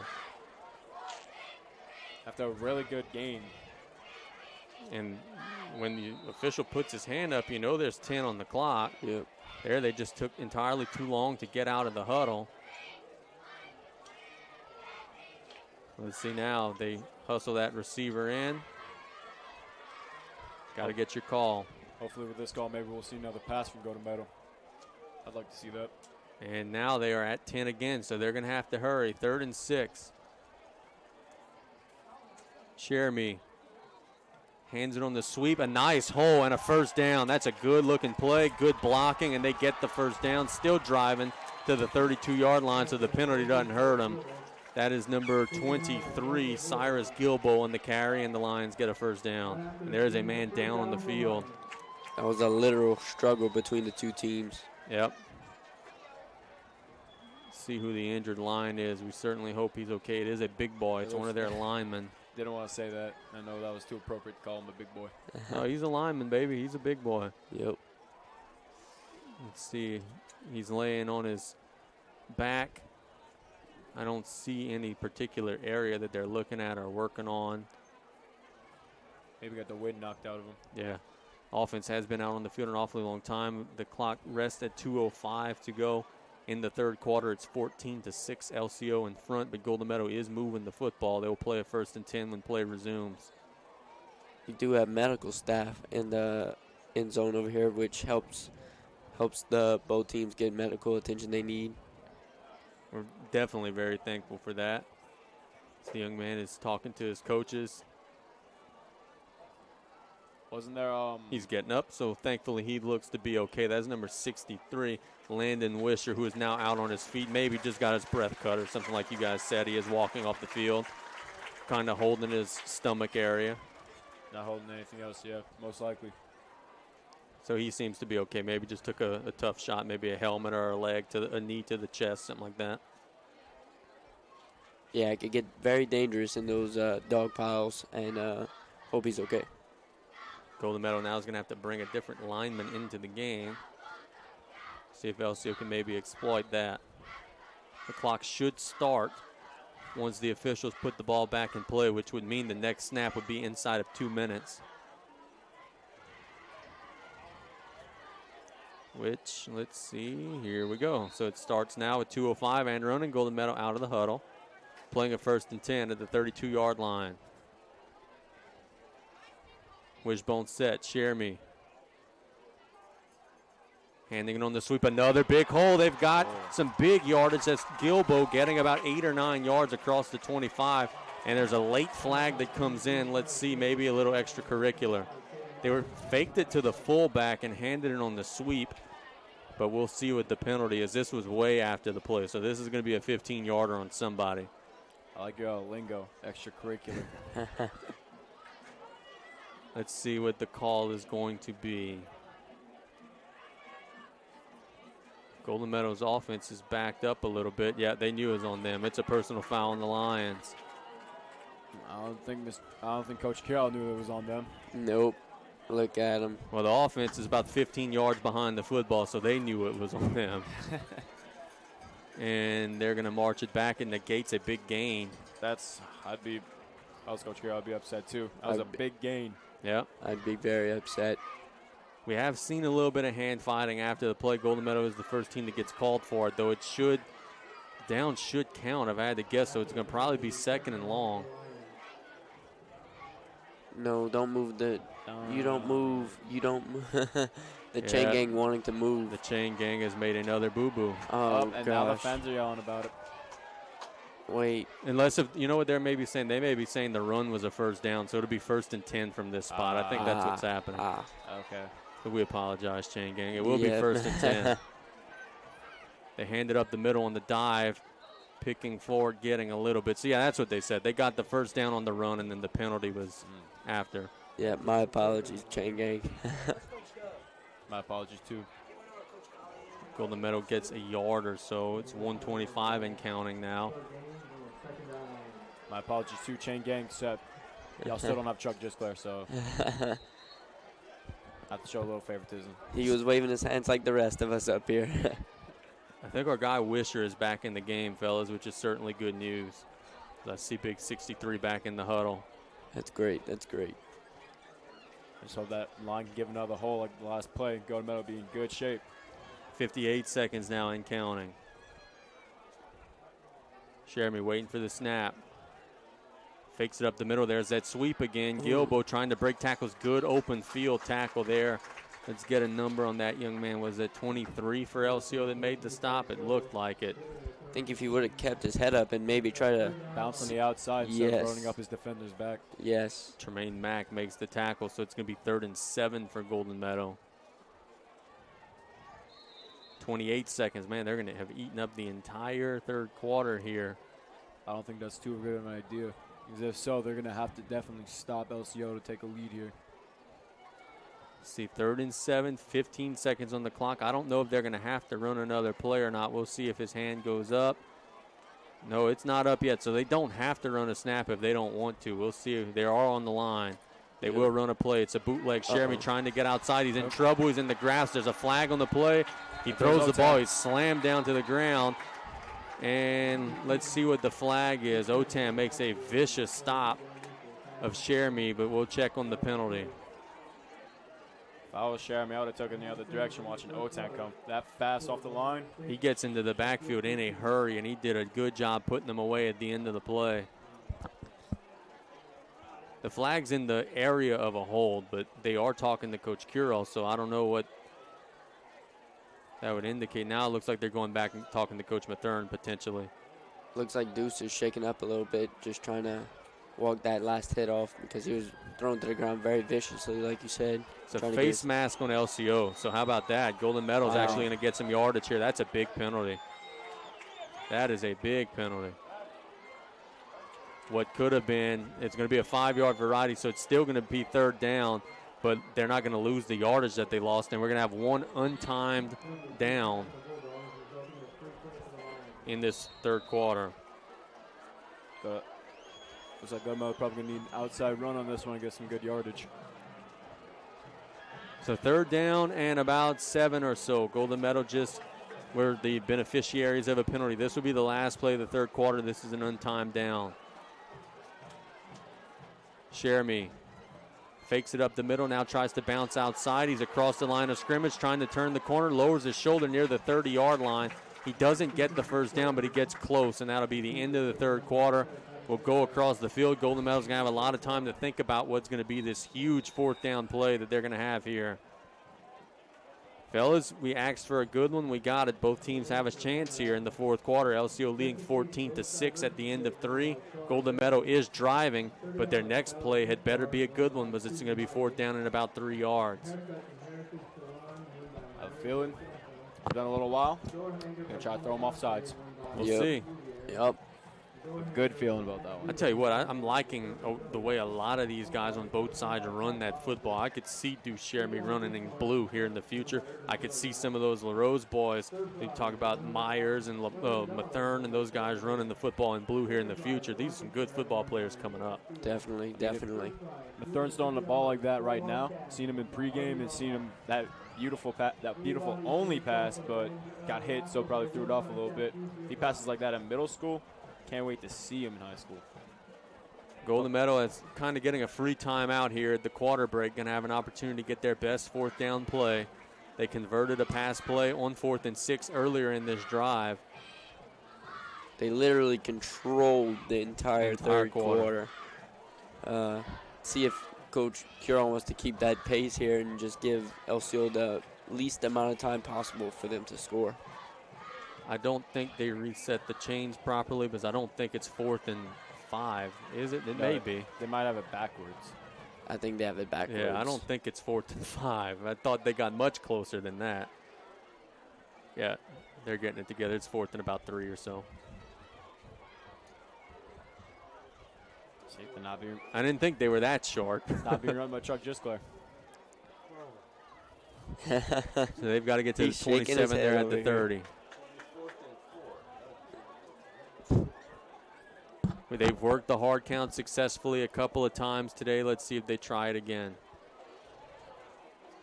They're in the wishbone. Jeremy waiting on his snap. And his own guy fell for it this time. Man. They try the hard count, and they fall for it themselves. It's going to be a false start. Oh, boy.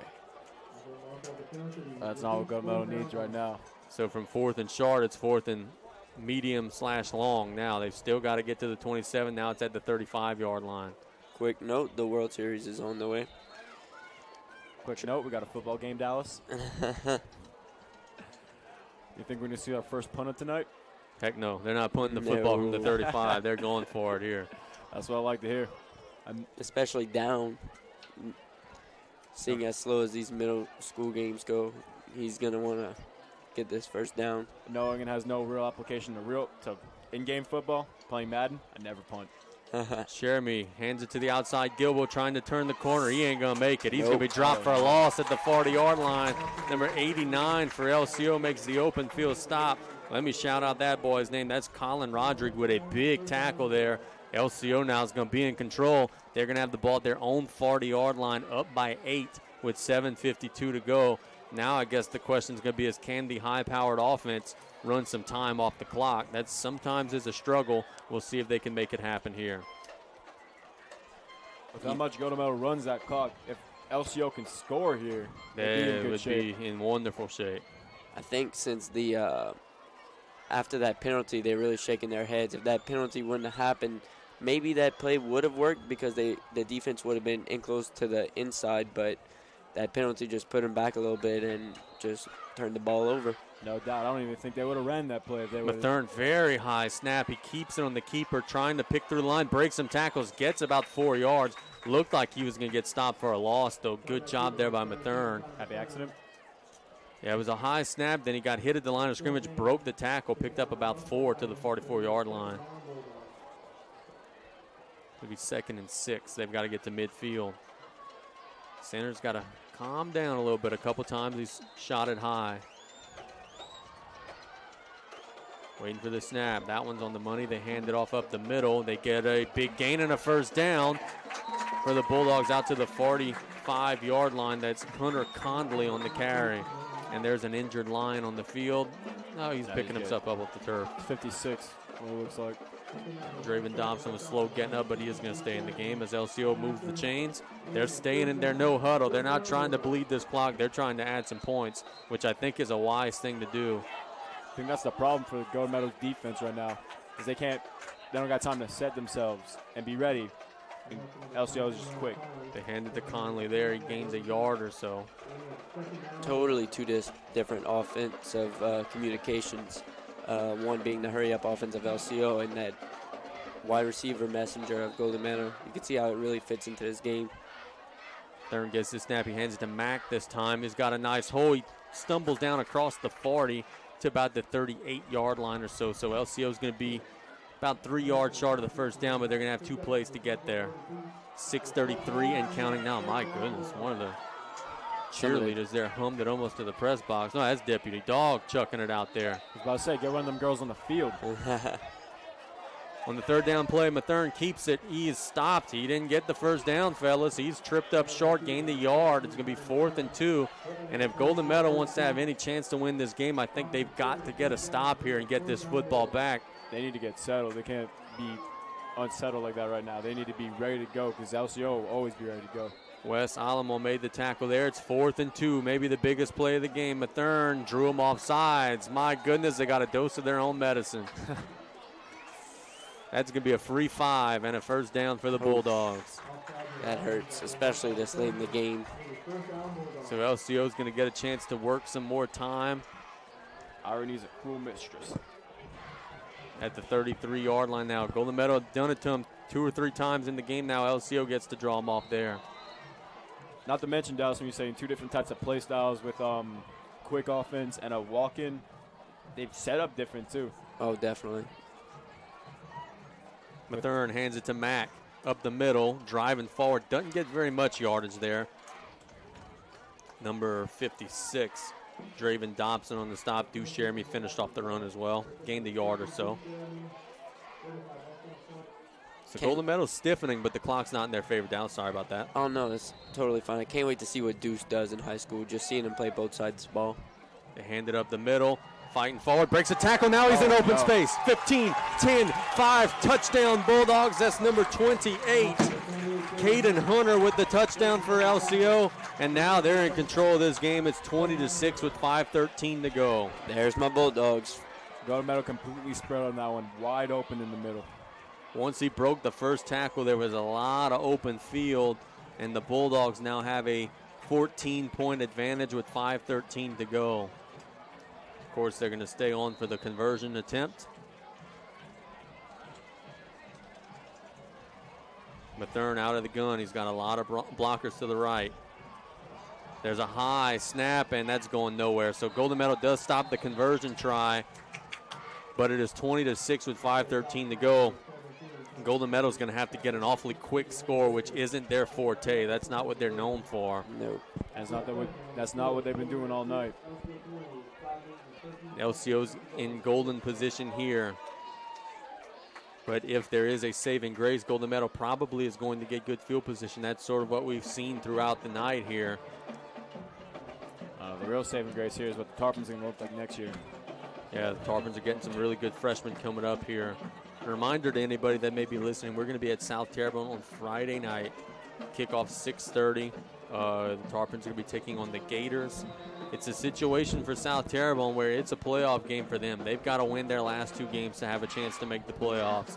For South Lafourche, the situation is a little bit different. They're probably in regardless of the outcomes of the final 2 games, but they're playing for seeding. They're trying to get a home playoff game for which they've got to continue to win and keep rolling. So definitely high stakes for both teams. Yep.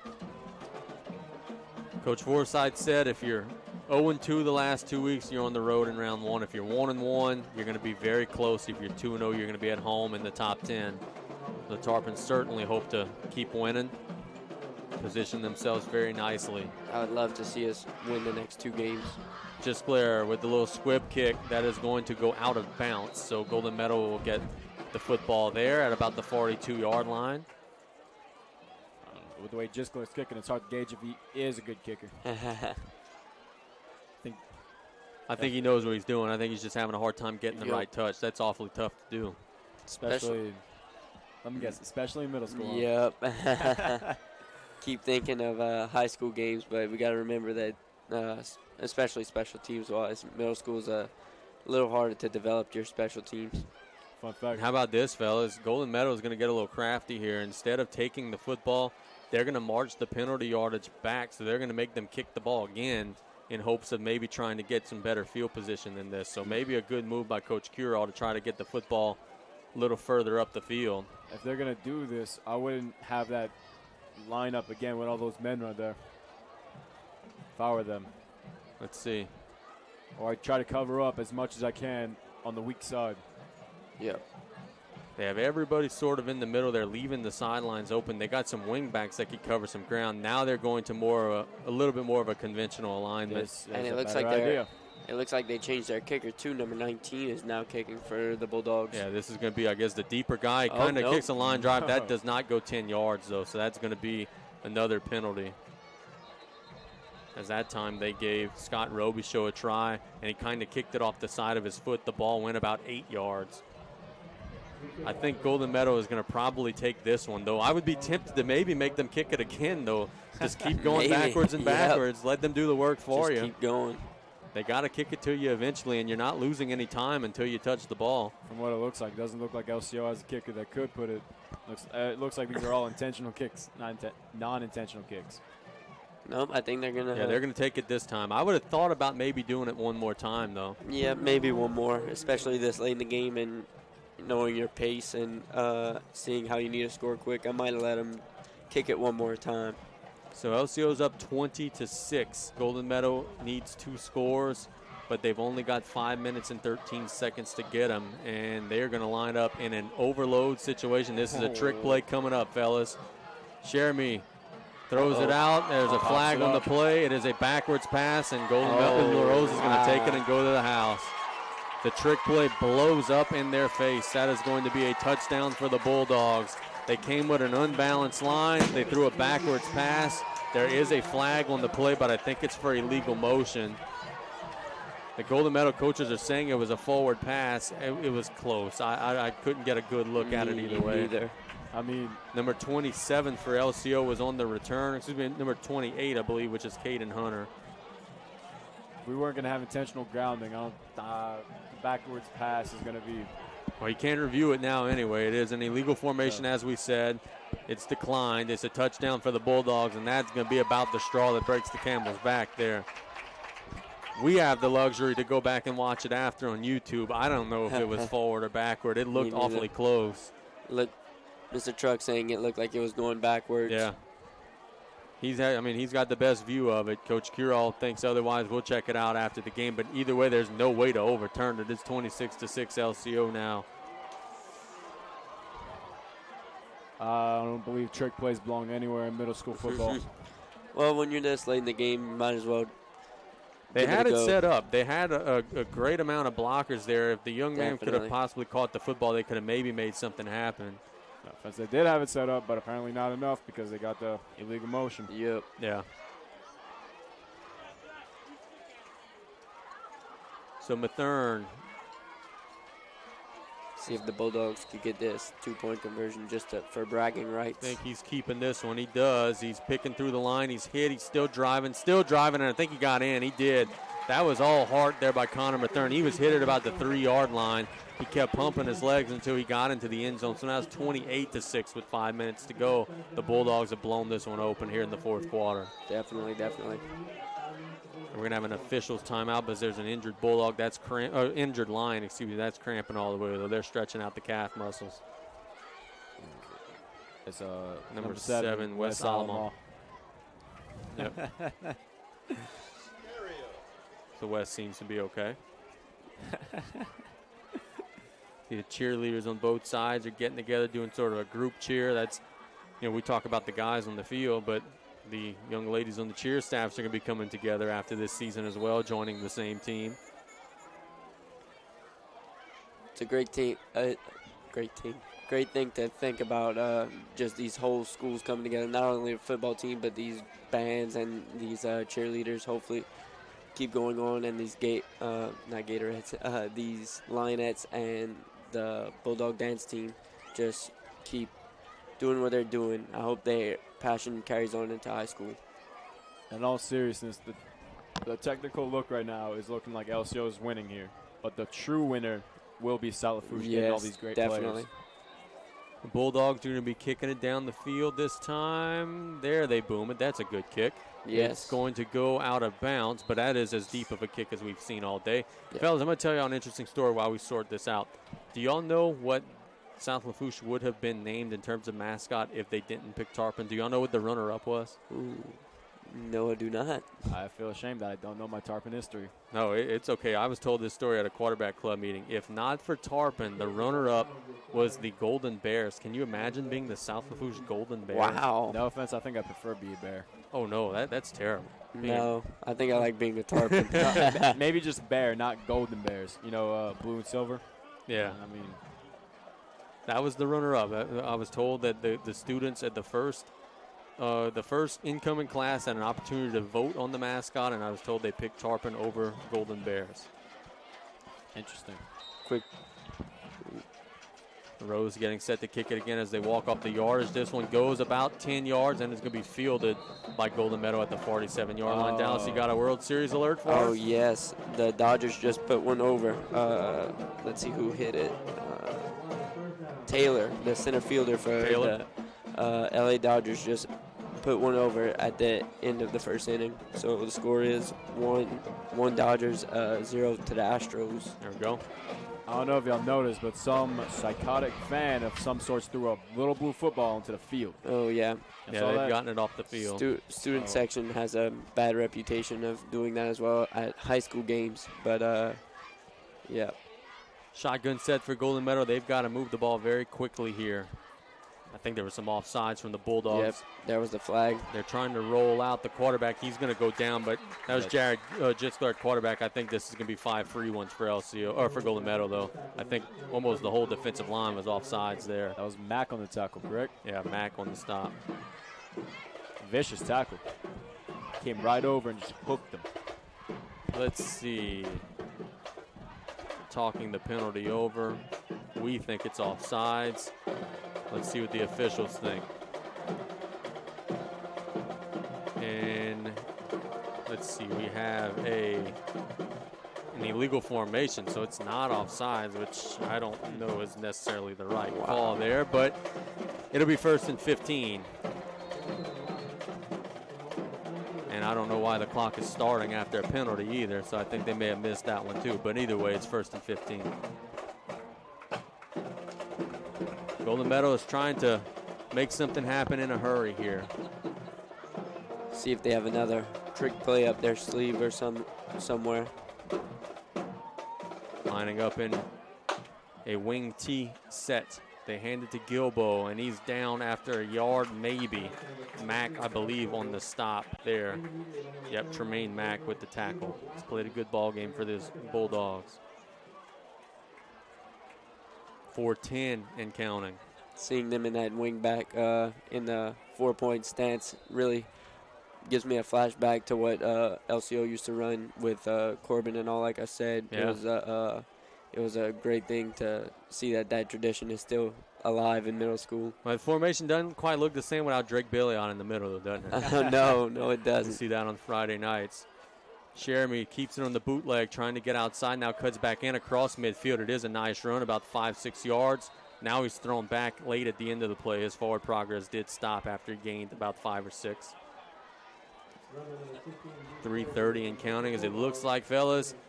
Anything could happen, certainly, but it certainly looks like LCO is going to be your parish champions this year. Golden Meadow's really not in much of a hurry. They're just trying to play for pride at this point. Yep. With that 3-back option, I feel with Golden Meadow running this right now is, I don't want to say detrimental, but not good, because that opens up a lot of defenders to get behind there quick enough to stop whatever happens beforehand. And I believe the fireman dog just won the relay race against the Lion and the Bulldog. They're on the track. I think the fireman Bulldog might be a little bit older than the Lion and the Bulldog. Collision in the backfield as they do turn something into, or nothing into something there. Jad just ran into Gilbo, his up back, then turned around the corner and got about 5 yards. It'll be 4th down and 5 for Golden Meadow. 2:35 and counting. The Lions trying to get one last touchdown for the road here, though Bulldogs are going to win the parish championship tonight. If y'all Coach Carroll in this situation, 4th down, 2 minutes left, and this score, what would y'all do right now? I'd find my best little out pattern, try to get the 1st down, maybe go back to the last 4th down play they ran. Let's see what they go with. There it is. It's going to roll out. Gisclair throws it deep down the field to Gardner, and it is going to fall incomplete. Good coverage by by Patrick Gisclair.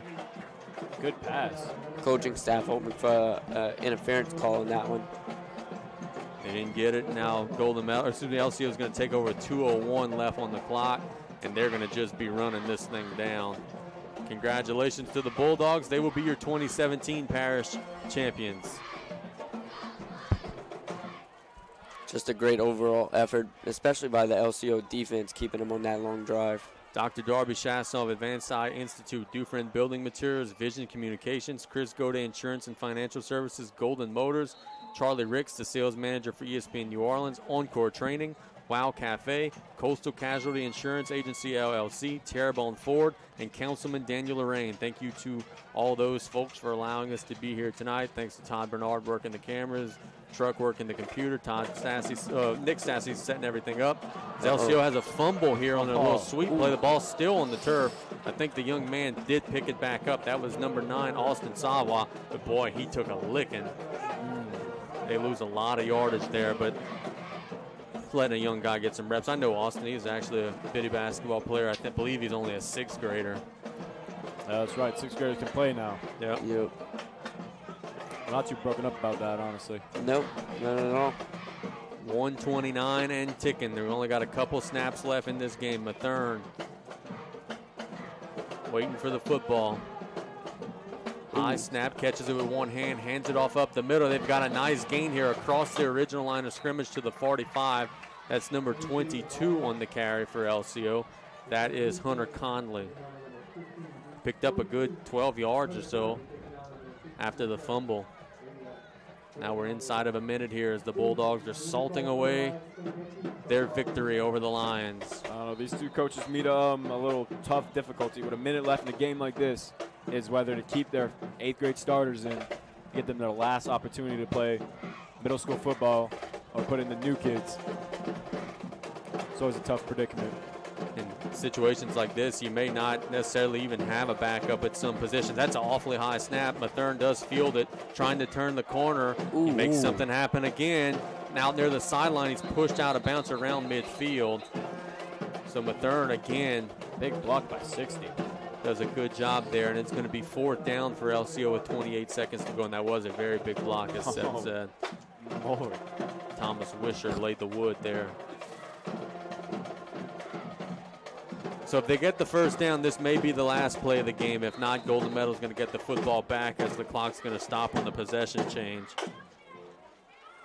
I thank everybody for listening on ESPN New Orleans, or excuse me, on KLEB, ESPN1003.com. They hand it off up the middle, and they will get the stop. As, let's see, who was that for Golden Meadow? Number 35, was it? Looks like Austin LaFawn, number 35, broke through the line there and made the tackle, so the Lions do get a stop with 22 seconds to go. As the turnover and down stops the clock, we'll see how many additional snaps here we have in the game. Fellas, I want to thank y'all for the help tonight. Always much appreciated. Oh, no problem. Our honor. Yeah, seriously, this is a great opportunity. I always dreamed about something like this.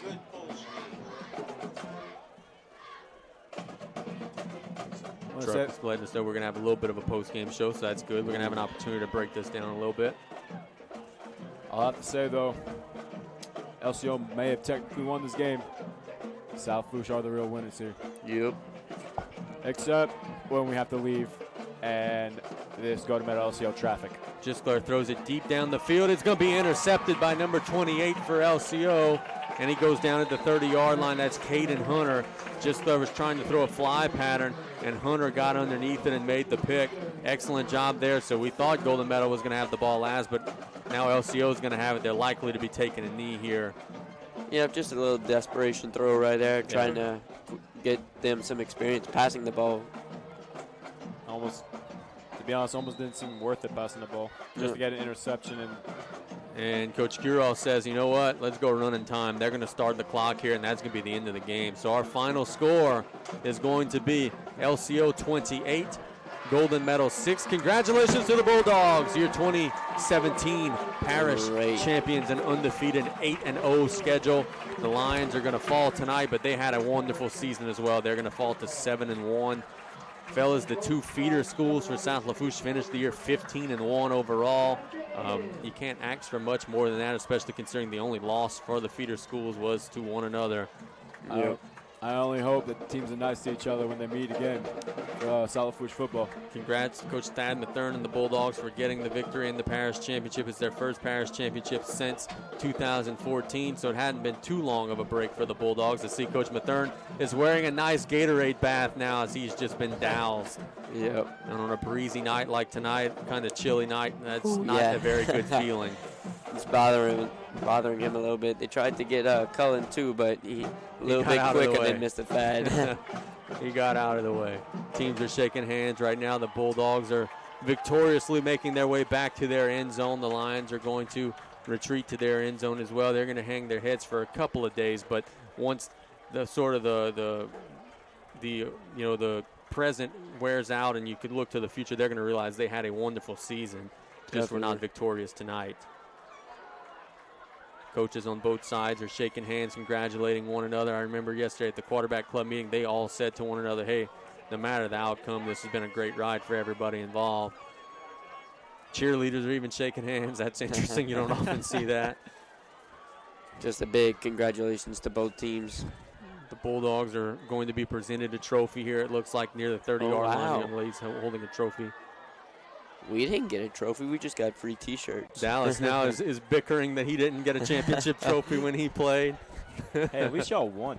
What? At least y'all won. Yeah, you're right. At least y'all win. Like being a little greedy. Now the coaches are going to go and give their last instructions. Fellas, I guess sort of some closing thoughts here as we watch this parish championship game between these two teams. Like we said in pregame, it was a great game at halftime, and the Bulldogs just pulled away with some turnovers by Golden Meadow, with some mishaps by Golden Meadow. It looks like Deuce Sherman's giving his little after-game speech, which is a great thing to see, leadership in him, trying to get that team boosted up, even though they just lost the championship. But it's a great thing to see these middle school kids have a great memory to remember their years here, just like I remember my championship so vividly. And I think that this is a great thing that the coaches put on and that the referees put on, and I'm very proud of everyone involved. Said some final thoughts. Certainly great game. Great game. Could have went either way. And not to give my Lions an excuse or anything like that, but to be serious, in all honesty, their loss was accredited to a lot of fundamental things that aren't really developed too strongly in middle school football, like wrapping up tackles and special teams. and not to do trick plays in middle school, but the trophy presentation is going on. LCO got their trophy. Now they're going to get some final, I guess, some pick-me-ups from Coach Mathern, who is going to, I believe, win his first parish championship as head coach of LCO. I believe this is his second season after Coach Pelt stepped away.